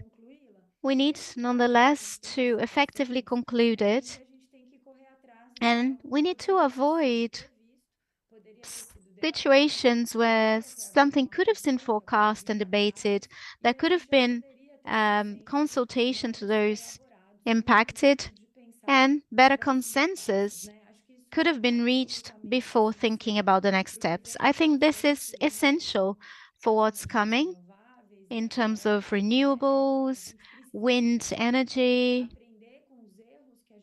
We need to learn from the mistakes we made with onshore wind farming so that we don't make the same mistakes with offshore wind farms. And we need to come to an agreement that right now it's not the moment to explore oil in sensitive areas. This discussion has to be done as much as the discussion about mining. So we celebrate that this is finally happening. And the most important thing about this process is participation. I was reading the bill regarding the PEN, or the Marine Spatial Planning, and there are two words that caught my eye. It needs to be transparent and participatory. So everybody needs to be listened to, especially traditional communities, riparian populations, people who live on the coast and live out of fisheries. We need to guarantee this process to happen in an equitative manner. Often, the discussion doesn't take place at the same speed as the decision making. So we need to provide the conditions for the communities to be heard, and that this is reflected when interests are reconciled without giving more weight to those who have a better structure to have a lobby. So I think that this is an important role for the organized civil society, a role that we want to have best way we can, because we understand that this is a key moment to think about the future. This is a panel on decarbonization, and we are at a COP, but it is important to talk about the biodiversity crisis, which is as important as. Several areas are nurseries and are extremely important for the balance of our oceans and therefore need to be considered. So I believe we can go ahead honoring these two words, transparent and participatory. So I hope the civil society will be able to take part in this process. And I hope that this planning that will allow us to look ahead truly reflects this which the Brazilian society dreams of having. I think this is really important. Perfect. This is a very important presentation by Carolina Pasquale from Greenpeace. I wanted to mention 2 points that you talked about, and the 305.org, which I'm a part of, understands when you talk about the communities. We see this happening with oil and gas exploration. There was a huge impact due to the oil leakages in 2019, which impacted whole communities in 10 states of Brazil. And we know that there are solutions to include communities. Carol talked about the participation of civil society in the construction of the PEN, or the Marine Spatial Planning, and the participation of communities that might be impacted by enterprises such as these. And some of these tools are consultation protocols that several organizations and communities have. These consultation protocols are mechanisms that gather the communities, and they discuss their limits, their values, their desires for the future as a community. And based on that, they define how they expect to be consulted, how they expect to contribute about decisions that might affect their territories. These solutions already exist, and I would like to invite civil society organizations to include marine spatial planning aspects so that these consultation protocols help advance the spatial planning. Now, I'm no longer talking on behalf of the 350.org, and I will now offer the floor to Ana Paula Prates once more, and I'd like to repeat the question. Ana Paula is now working with the government, and daily she follows this dynamic to build consensus and a conversation. How do you do that? This is a really important and relevant question, because it's good to explain that the Ministry for Environment is one of the players ahead of the marine spatial planning. We are working under the scope of the Interministerial Commission on Sea Resources, and that has the participation of the majority of ministries. In September, we had a seminar with the Ministry of Tourism, Ministry for Fisheries, Mines and Energy, the Brazilian Navy, us, and a lot of other players. So this is a subject that is of the national interest, not just for the government or companies, but also it is of interest to the coastal communities that live and depend on the ocean. So what we're doing is we are creating several agreements with several ministries, especially Ministry for Fisheries, in order to map what's going on in the coast. A good example is what happens in the state of Ceará, where they've already carried out a participatory mapping along with coastal communities so that this can be one of the layers included in the marine spatial planning. And why is it difficult? We have maps of where we intend to dig for oil, of building wind farms, but we don't have a mapping of coastal communities. So these maps will be created on each coastal state in a participatory manner so that everyone is included. And as Carol highlighted, we need to observe what was done wrongly with onshore wind farms, which destroyed communities and is impacting these communities because it wasn't done with adequate planning. Let's not repeat that in the offshore wind farms. And this is only about wind. And we need to listen not just the civil society, but also the organized social movements.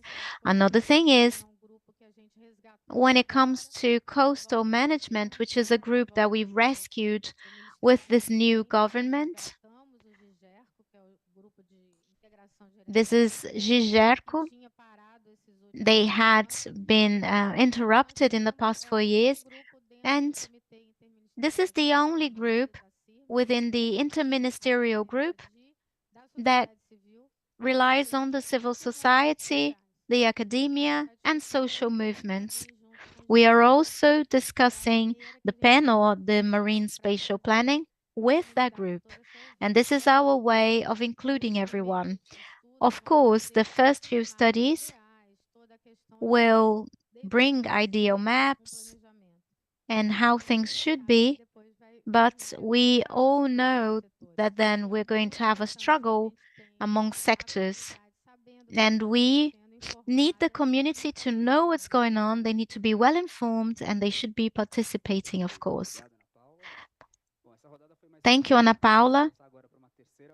We are going to go through the third round of our panel.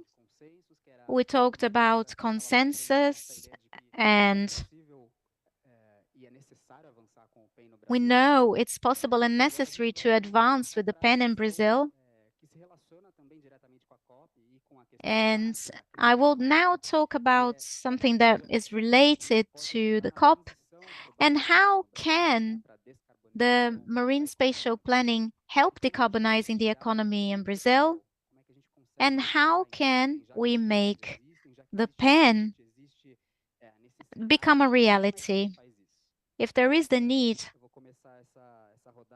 how can this become a reality?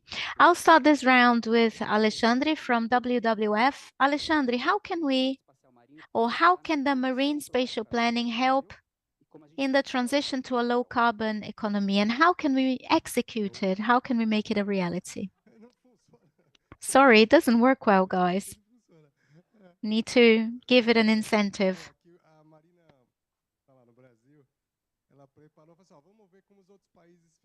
Well, first of all, we wanted to look at how other countries carried this out, how this was implemented, what happened. And firstly, you need to have a strategic outlook. You need to have a consensus in order to see what we want to do. And I think that in Brazil, we still need to build this consensus because there is a huge complexity in the Brazilian society, a democratic society, but yes, this is important.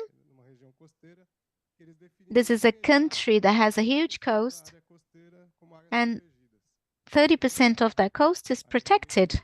Great, phenomenal. Of course, I find this incredible.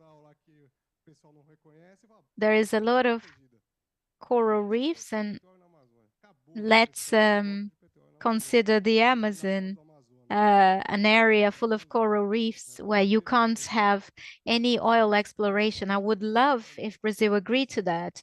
But of course, this is a consensus type of discussion.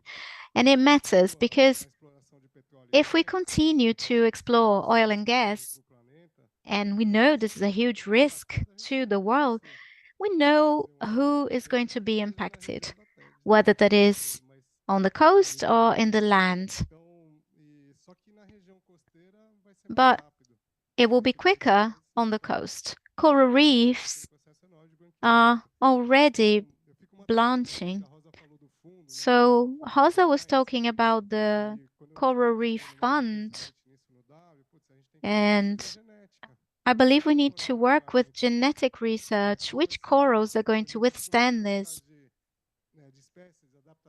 What are the species that are more adaptative? How can we adapt a shark, which is a threatened species?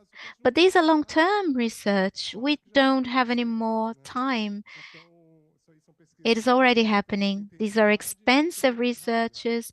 They have to be carried out with intensity and quickly. Otherwise, I have the impression that species will migrate and will have a huge emptiness. We have no time. In the case of oceans, we have to adapt now. So when we consider, for example, offshore wind farms and other activities, and since we know that this is highly vulnerable, an area that is being impacted already, and when you carry out these processes, are you offering a share to communities? For example, you want to license an area. Do these communities get a share? We could make that mandatory because communities could benefit from this and they are the ones that get the worst impact. So it's important to see how to connect adaptation and mitigation. So we have to change the wheel whilst the car is crashing, not just moving. So I'm going to read a little bit of what Marina asked me to speak. The heat waves of blanching corals is already happening. In the absence of action, the forecasts are that we're going to see some of the most beautiful places in Brazil. This is already predicted if nothing else happens. 90% of corals will disappear at the same time in the Brazilian coastal region.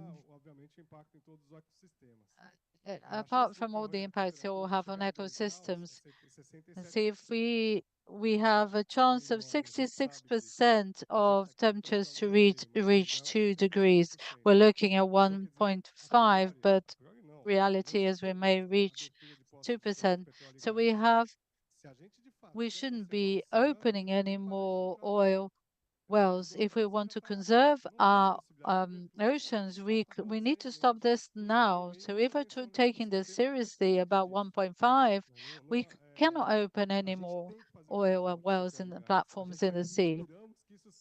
We hope that this will be part of the resolution that will come out today at COP. And the process of marine spatial planning can't be seen just a tool for zoning or sea activities, but as an opportunity for decarbonization. It's talking about the participation of more vulnerable people and looking at this as an opportunity for a country that is looking to the 21st century, not one that's looking backwards towards more exploration of oil and gas. Thank you. Thank you, Alexandre. And then I'll just give the floor to Carolina, who's on video. Carolina, can you hear us? Posso seguir? Tá bom. Não, acho que Okay. construindo pouco no que o Alexandre acabou. Building on what Alexandre has just highlighted, I think that we need to face the fact that we can't think about planning, which proposes to look at medium long term for towards the country that we want and can serve as an instrument for decarbonization. And at the same time, we are thinking about the greatest concession in 2 days for our country. So we need to face the sort of contradiction that Brazil shows. when we need to overcome this. I think that this concession signals against everything that we've been debating and all the interests of the Brazilian society, and particularly those who are affected by extreme events that really affected us this year. We had a very difficult year, and it will be the last year like this, unfortunately. And we have to accept that some activities will have to be drastically cut or overcome. So we have the opportunity at the medium and long term to do this in a much more structured way, but we have the urgency to understand that this concession and this round of bidding is not possible for the type of country we want to build. We are fortunate to have Brazil saying that they are committed to 1.5 centigrades. And Brazil is in a position to influence this debate, and it's great that we have the space, but we cannot give space for the sort of contradiction that weakens this role and what we're trying to build internally as well. So it's essential that we overcome this sort of discussion, and this bidding round in the way that it is at the moment it's a serious risk that the Brazilian society should not accept quietly, because it brings threats to that we're trying to build. And we need to debate this urgently and dream of the day, yes, of course, with compromises, but if we're all, in fact, committed to this transition and with this country that puts itself as a leader in this space and wants to build a fairer and more just future, we need to play this role with everything that it asks us to do, even giving up on some things we need to give up to in order to play this role. I just wanted to reinforce the fact that we're already experiencing a very difficult moment. We have seen the impact of extreme events on our vulnerable communities, and there will be an effect throughout the whole of our coast. And so we need to think to discuss mitigation and adaptation. And these are debates which are very important to talk to the communities, because nobody has better adaptation solutions than those people who have been there for generations and who will be impacted. But we can't do one thing on one hand and something else on the other. So this is the challenge that Brazil has to face. And I hope that we can do this in order to arrive in the next few years, in a couple of years, in COP30, being able to exercise this role that is so important for the world. So that's what I wanted to contribute with. Thank you very much, Carol. I'm also going to ask Ana Paula Prates to talk a little about this topic. Also, I'd like to ask you another question, which is to do with expectations for the marine spatial planning. So repeating, how can the marine spatial planning help in economy and how it doesn't help? What more do we need to do? What expectations we shouldn't place onto the marine spatial planning? I was trying in the second question to answer, because we think that the marine spatial planning will resolve all our problems, and it is not, especially in the smaller scale questions on the coast, this is not going to help us. It will help us in bigger regions or in terms of the federation. We started in the south and we're going to move on to other regions, but it will be more for a federal scale.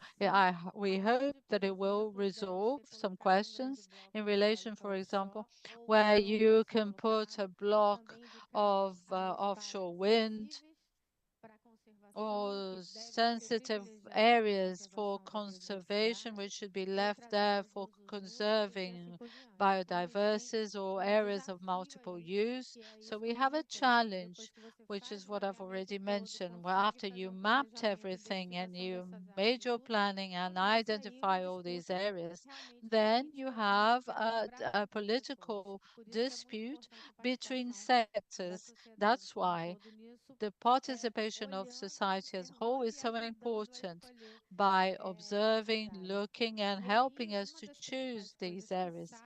And one of the main things that come out of the MSP maps is which are the most sensitive areas where we need to move further to conserve biodiversity and create new conservation unions. And towards COP30, we have to comply with the COPs of biodiversity, which in its first target, target one, in the biodiversity framework, target one says that countries need to have their spatial planning, both land and ocean, until 2030. And the third target that talks about 30% of recovered areas in both in land and sea.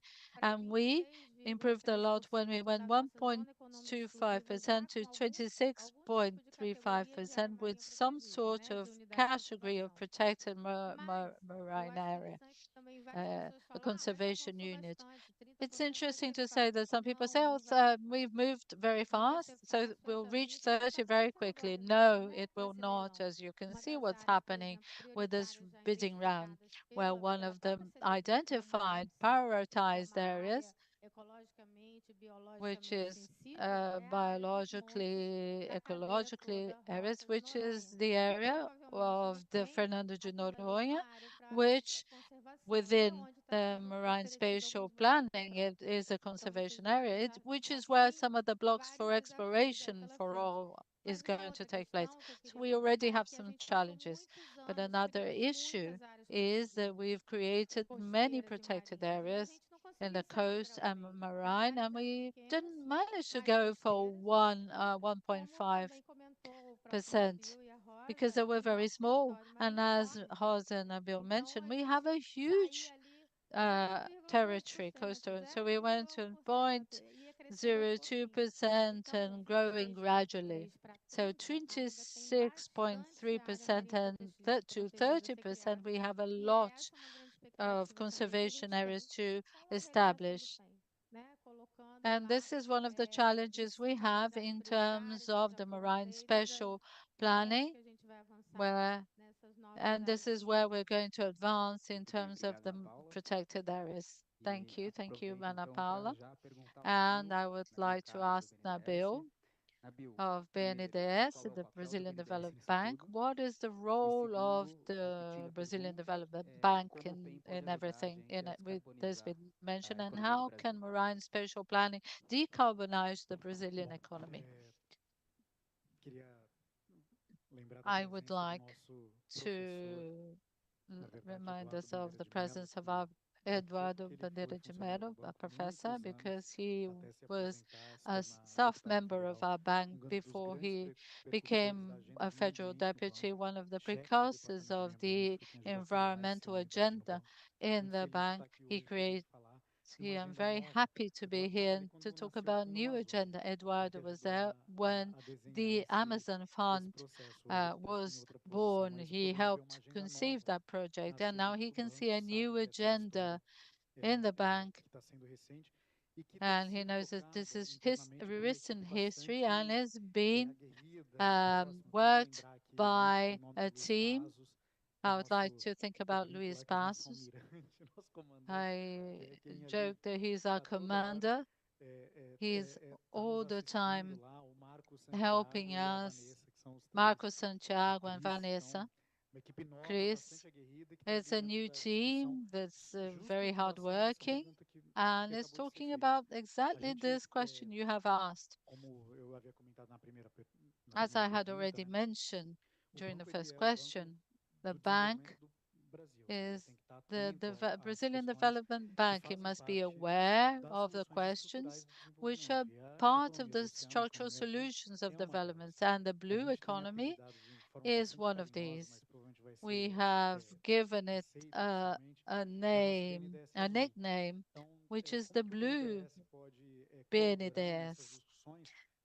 And how can the Brazilian Development Bank help in these discussions, not only to do with the challenges of the marine territory, which is continental, but that which is already a reality, the economy of sand. We know that a large part of people who live in the coastal cities in Rio and along our coast who survive and subsist from the so-called sand economy. The people wake up at 4 o'clock in the morning, they set up their stall and sell coconut, etc. This businessman that is dialoguing with more hardcore ocean economy, I would say, they need to talk, they need to be talking to each other. Everybody had the opportunity to go to Brazilian coastal cities and sees this dichotomy where you're in a paradise area where there's some sort of investment that doesn't dialogue with this reality. So how do you reconcile these two worlds? So we're doing something that we did a lot to the forest agenda. So we need to look at two things. First of all, what are the financial innovative instruments that we can look at to provide opportunities for the blue agenda? What we can do different to make this viable? And how can we do to mobilize both national and international resources so that this can be at the center of priorities? We managed to do this for forests in a very ordered way, and we hope to use this knowledge for the blue economy. So we will think about our ocean isles, the marine conservation unit that already exists, the idea of coral reefs and blanching, in what can be done in terms of technology, research, and innovation. And of course, we managed to start this work thanks to this partnership with the Marine Spatial Planning. The Development Bank already launched about a month and a half the conclusion of the process of hiring people to help us in the preparatory research studies for our decision making of the Commission.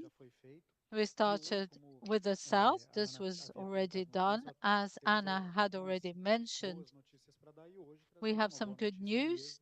And today we do bring good news. Now, today, if you look at the site of the Brazilian Development Bank, there is the launching of the call for the partnership responsible for carrying out this studies for the Southeast region. So at this very moment, we're talking in this panel in the site of our bank, you will see the call for selecting these partners for this study.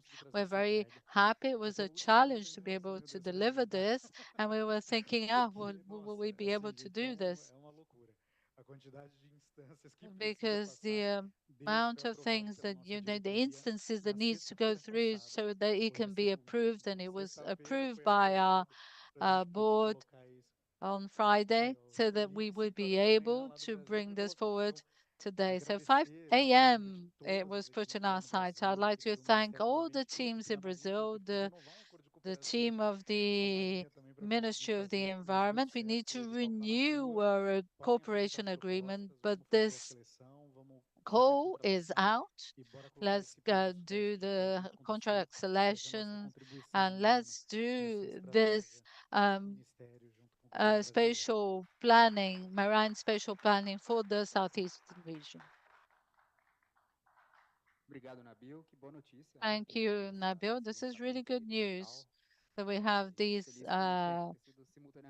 launching of this call, and I'm happy that this happened at the same time as this panel. And to close our third round and our panel, I'll now ask Rosa to talk about the vision of Funbio in relation to the plan for as a tool for decarbonization. And she also has an announcement to make.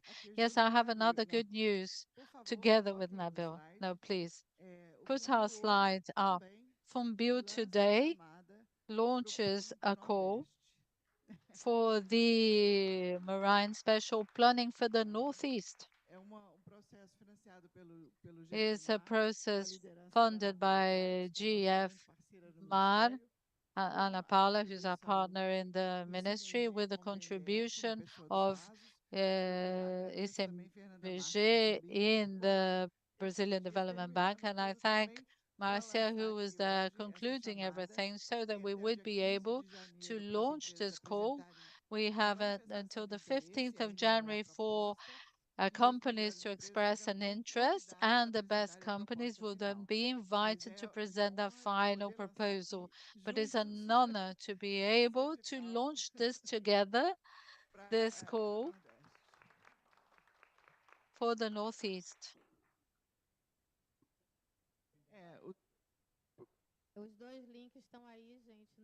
The two links are there in the slide, and they're being launched now. And it will be an amazing work that we'll have to follow up these three calls at the same time. So please prepare yourselves, because then we'll have the North as well. Thank you very much. Thank you for your announcements and for you to have to move very quickly with this process so that we could come here with these announcements. And thank you very much. So we concluded our third round of questions. I'd like and to close, really and truly, we are going to have a poem from Ana Paula. She will read it herself and talks about the sea, why we are here, the ocean and the importance of the ocean for all of us. Because when we're talking about protecting the seas and looking after the seas and the ocean, we're talking about our own existence, our essence as human beings, as society, and as country. Because Brazil, as Nabil was saying, it's also facing the sea, but we have the sea as part of our identity. The Brazilian identity also has a lot to do with the sea. So I think a poem will go very well for our conclusion. Thank you, Ana Paula. As Rosa said, we are an ocean nation in reality. I wanted, before I read my poem, thank this panel.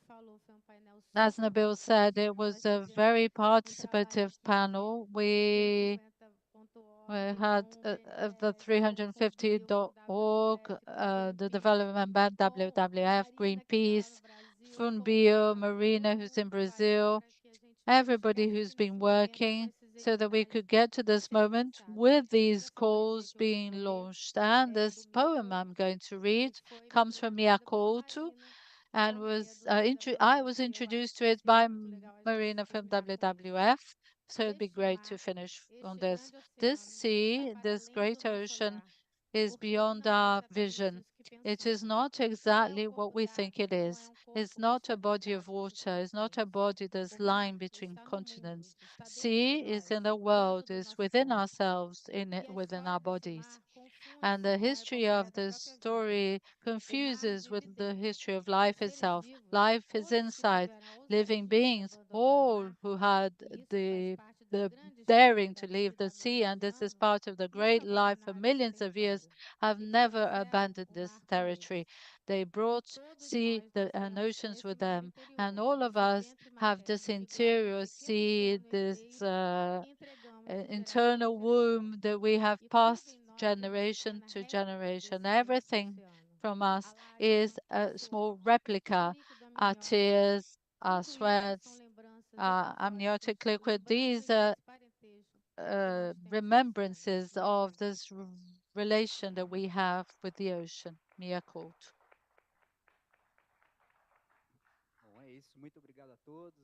Thank you very much to everyone, and to those online. I'd like to congratulate everyone who participated in the panel. Thank you.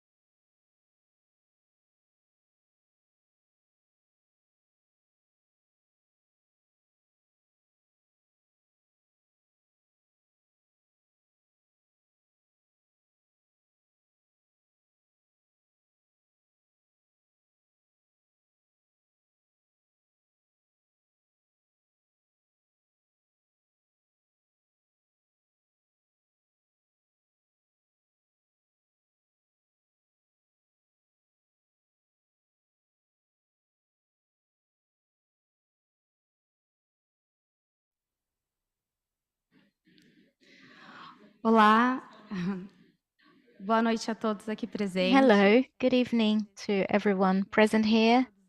Let me introduce myself. My name is Mayra Lima, and I am the Communications Coordinator for the Interreligious Initiative for Rainforests. And I'd like to greet everyone who's here and also those who are online. The Interreligious Initiative for Rainforests is under the UN Environment Programme, and it exists in Brazil, Indonesia, Congo, Peru, and others. And we work on the social environmental agenda, protection of indigenous peoples, climate change, and religions of all traditions. Before I talk a little bit more about the IRI work, I would like to start by thanking everybody who's part of this project and who was part of the film Amazônia Viva or Amazon Alive, which is a sensitization tool. And I'd like to thank the people who participated, Raquel Tupinambá, who is the protagonist of the film. She's the one guiding everyone in this journey. Cláudia, who is developer for Cheiro Digitar, startup on air. The 4D film could only happen due to the technology, innovation, and support that Cláudia brought, and Charles McNeil, who is the senior representative of the UNEP, and our initiative is under this initiative. So without the support of the UN and UNEP, we wouldn't be able to develop this work, which is so important to the environmental agenda amongst other groups. And faith communities represent about 7 billion people, or 80% of the population in the world have some religion. So it is very strategic to work with religious people. I then would like to talk a little bit more about it. You might ask, do we only work with virtual reality? No, we have several other initiatives in Brazil. And before we deep dived in the virtual reality film in a 4D format, I would like to introduce our work a little bit better so that you get in touch with our projects in Brazil.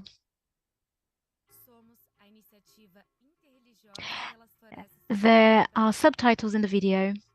Nossa missão é mobilizar lideranças religiosas e comunidades de todas as tradições no combate às mudanças climáticas, preservação da Amazônia e na defesa dos direitos dos povos indígenas e comunidades tradicionais.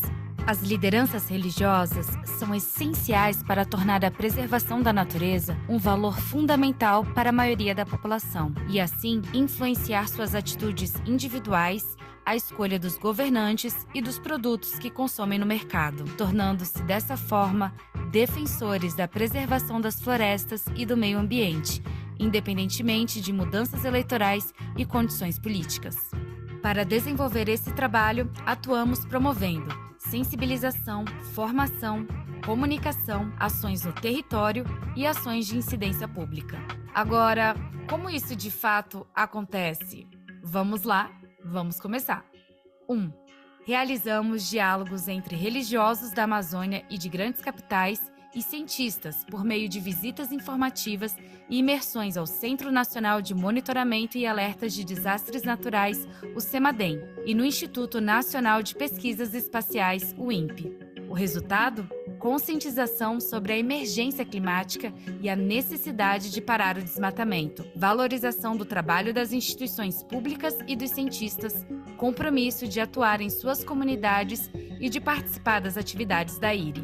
Eu sou pastor há mais de 30 anos, sempre tive essa preocupação, no entanto, me faltavam ferramentas. E eu creio que esse momento está sendo muito importante para isto, né? 2. Realizamos atividades educativas com o filme Amazônia Viva para lideranças religiosas, gestores públicos, juízes, parlamentares, empresários, ativistas socioambientais, lideranças indígenas, artistas, influencers, juventude e para a população em geral, em templos, escolas, universidades, órgãos públicos, conferências, feiras, festivais de cinema e feiras de tecnologia. É isso que o mundo precisa. O mundo precisa continuar permitindo que as crianças nadem, que a cultura seja preservada, essa diversidade de Brasil, de árvore, de gente, de cultura, que a gente precisa para continuar existindo no planeta. 3. Estamos criando núcleos interreligiosos nas capitais dos estados da Amazônia. Cada núcleo é composto por lideranças e membros de diversas religiões, onde são realizadas atividades de intercâmbio de experiências, formação e atividades de incidência, como campanhas socioambientais e diálogos com as autoridades públicas. 4. Produzimos mensagens religiosas customizadas sobre o cuidado com a natureza para as diferentes espiritualidades com base nos seus respectivos princípios teológicos. Os materiais produzidos são compartilhados com as lideranças religiosas em suas redes sociais e cerimônias, alcançando assim milhares de pessoas. 5. Atuamos para influenciar o debate público e as políticas governamentais, apoiando as mobilizações do movimento indígena e ambiental, defendendo o aperfeiçoamento das leis, fortalecimento dos órgãos ambientais e das políticas públicas. É necessário ter a vontade política, o compromisso político de quem quiser assumir, de quem for assumir a presidência do país, de que a questão da Amazônia deve ser uma política central do Estado brasileiro. A iniciativa interreligiosa pela proteção das florestas tropicais, na minha opinião, cumpre um papel fundamental na formação de uma opinião pública mais favorável à implementação de políticas públicas voltadas para a proteção do meio ambiente e do desenvolvimento sustentável, principalmente no caso da Amazônia. Nesse contexto, as lideranças religiosas têm um papel fundamental na formação de princípios e valores que ajudem nos processos de tomada de decisão, tanto do ponto de vista individual como coletivo, quer na escolha dos seus representantes, quer na escolha das políticas públicas que devem ser priorizadas ou as políticas empresariais que devem ser implementadas, que sejam mais favoráveis à melhoria da qualidade de vida das pessoas e da proteção do meio ambiente.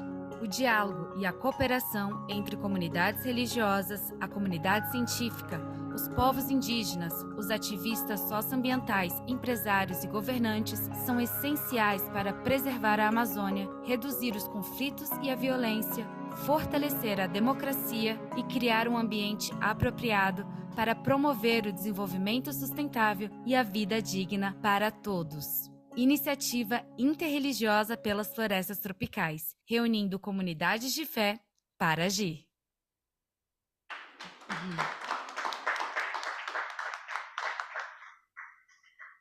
Obrigada. Então, aqui Thank you. We summarized our work, and as you could see, the film Amazônia Viva is one of the sensitization tools that we use to bring people closer. Back then, we thought not everyone can travel to the Amazon and visit the forest, so why shouldn't we break this barrier using technology, arts, and the knowledge of the indigenous people to transform this into an experience? And the film breaks this barrier, bringing the forest to people. So this is our proposal, to bring the forest to the COP, to the Brazil Pavilion. This is what we're going to explore in a little minute. We'll first listen to Raquel, Claudia, but first of all, I'd like to introduce Dr. Charles McNeil, Senior Consultant for the UNEP. And first of all, I'd like to thank you for being here, for the support that you have been giving us, and which allows us to carry out our work not just in Brazil, but in other countries. And Dr. Charles is a great friend of Brazil's, and it's a pleasure to have you here. You have the floor, please. Thank you, Mayara, and it's a great pleasure and honor to be here. My career at the United Nations began in Rio, at the Rio Earth Summit, and I always feel so happy when I'm in Brazil And when I'm with Brazilian people, there's something so special, and I just am honored to be here and happy. And I wanted to, on behalf of the United Nations, acknowledge you, Mayara and Carlos Vicente and Carlos Henrique. And I'm so eager to hear from Raquel and from Claudia about this amazing contribution. As I sit in my office in New York and I hear about the amazing developments of the work of the Interfaith Rainforest Initiative in Brazil, I'm just heartened, I'm uplifted, I'm happy, and all I want to really do is to acknowledge you and thank you for the incredible work you're doing. And I also wanted to say that we're so grateful for the support of the government of Norway and the Rainforest Foundation Norway, that without this partnership, we couldn't have launched this initiative. And without the incredible dedication of the staff and supporters, there would be no IRI. So thank you. It's an honor to be here. And I look forward to hearing from Raquel and from Claudia. And I can't wait to try this new technology, this 4-dimensional technology. It's a wild conception I never dreamed was possible. And I know tonight we're going to have a chance to experience that. So I'm excited and delighted, and thank you for the opportunity to be with you. Obrigada. Thank you, Dr. Charles. And I would like to say that the film with the 3D version was shown to about 40,000 people already. And it is a mouth-to-mouth work. We know the film is powerful. And we try and build partnerships, not just in Brazil, but abroad. So the film is in English, French, and Spanish, and also in Brazilian Sign Language. It is in museums such as the Museum of Tomorrow in Rio. And for those who think the film can be a work opportunity to raise awareness, this is why it's there. We hope it reaches the largest amount of people possible. This came with an idea by Carlos Vicente that, with a lot of other people, was able to make this project feasible. It felt like a dream before, but how could we present the beauty of the forest to the people? Well, because those who are there in the forest know how powerful it is to be in the forest. So we want to thank our partners from Instituto Conservação Brasil, Instituto Clima e Sociedade, and they supported us from the beginning, which was very important. So we'll get to the most interesting part, and I would like to invite Raquel Tupinambá, who is a cacique, a leader of her tribe, to talk about this experience and leave a message here for us, because she presents her home in the film and she says what it is to be in the Amazon in this film.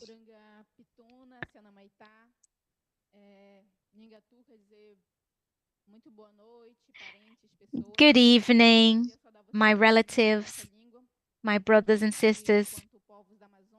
As an indigenous woman of the Amazon, my people is alive. And to give you a context, in terms of faith, Christianity, unfortunately, was one of the promoters of the weakening of indigenous cultures in this 500-year-long colonization process that Brazil and the Americas lived through. With this new context, and considering climate change that has been affecting all of us, especially our communities that live in the forest, we are the ones that pollute the least, but are the most affected. In Tapajós, my region, we are experiencing a drought, and we weren't able to bathe in the river due to the amount of mud. This is something that almost never happened, but which now is happening a lot more frequently. We have been facing this and feeling this in our bodies. So the climate emergency has been destroying the forest. We are unfortunately living contamination from mercury, from illegal mining that has been in my region since the 70s. It is a strong and real issue, and it's killing people.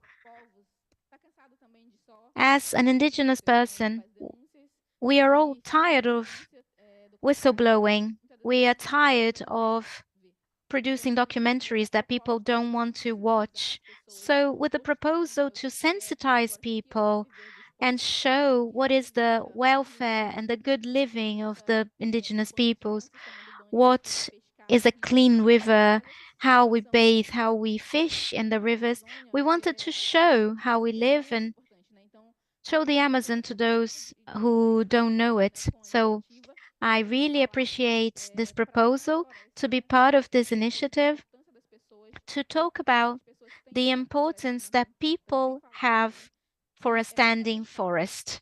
It is essential to strengthen and disseminate the cosmovision of indigenous peoples so that the Amazon can live and we can face the climate emergency. The academia has shown that the Amazon, the largest rainforest in the planet, is the result of an interaction with the indigenous peoples that have been inhabiting the Amazon at least 15,000 years before the colonizers arrived. So our way of living and our perspective of a person who lives in the forest is different. We have a relationship of respect with the forest and with the waters. We don't bathe all the time. If the stream is there, doesn't mean we can bathe all the time. We know the times we shouldn't bathe because we understand that the beings that protects that river don't want us there all the time. So if we don't have a good relationship with the river, it will dry because the mother of that stream will die. So we need them to remain alive. This is our cosmovision. We respect the samomera, which is a plant that originated my people. It is as if they are related to us. They are part of who we are. So we need to strengthen this vision, considering that it was weakened and patronized, and we were not taken into consideration with our knowledge, our practices, and our religion. This is our message that I'd like to leave here. Thank you very much.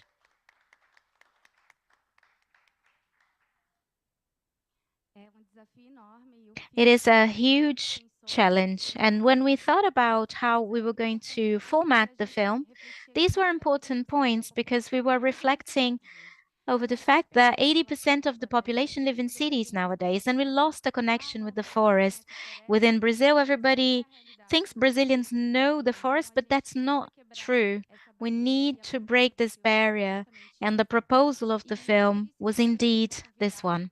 So now I want to invite you to watch a video from Vicênio Stravata, who is a director and scriptwriter, and agreed to produce this film with us from the beginning, and who transformed this film into a work of art that involves cinema, technology, and knowledge of the traditional people. So let's watch this video. Hello, my name is Estevão Chavata, director of Amazônia Viva. It's a great pleasure to be here with you and sharing the immersive experience Amazônia Viva now with smells of the forest, so you can be there and feel inside your brain how it's to be in the forest with a great cacique to leading you to a journey inside the forest. The idea of the film is to bring the awareness of the importance of love, of being part of the forest, being part of the nature, how is to be inside this creation that took over billion of years in this planet.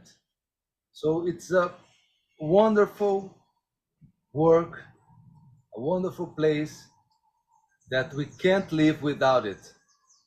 So the idea of this project is to share this feeling and mobilize people that don't know the forest, that don't live inside the forest, to feel how it is to be inside this place with the Amazon indigenous people and all that surrounds this atmosphere. So enjoy and let's save our lives and the planet.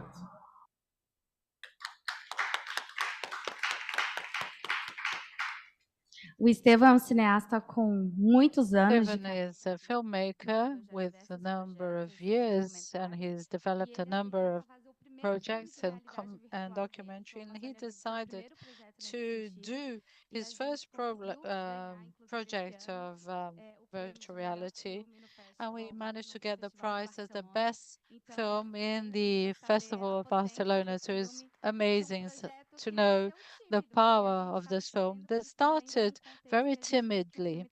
So we're thinking of a context, and now the film has its own life, and that's why we are expanding with the smell. Because I'm going to present to you Cláudia Galvão, the CEO of Startup Noir in Brazil. She's an entrepreneur, a woman, and she developed the technology of a digital smell, a new technology and very surprising, which allows us with a tablet or with this device, we're able to smell the forest so that we can immerse even more fully.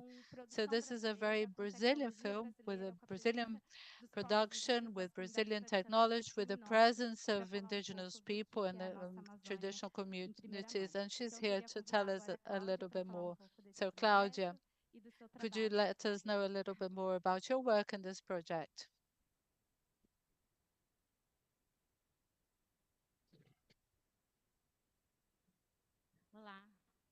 Hello.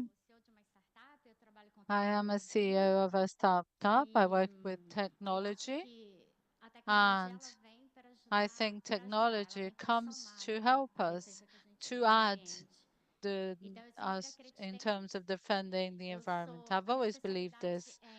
My specialism is technology, especially the encapsulation of performance. My first work with Amazonia was to transform the natural eyes of the Amazon into repellents, which is similar to synthetics repellents. How did this happen? In the Amazon, the first cause of death, of child death, is insect-transmitted diseases. During the Zika crisis in Brazil, it was very difficult. Public health couldn't cope with the epidemic and involved everyone. But in the Amazon is huge. So children, they're scared of jaguar and but they're also scared of mosquitoes. So they had a challenge to educate these children.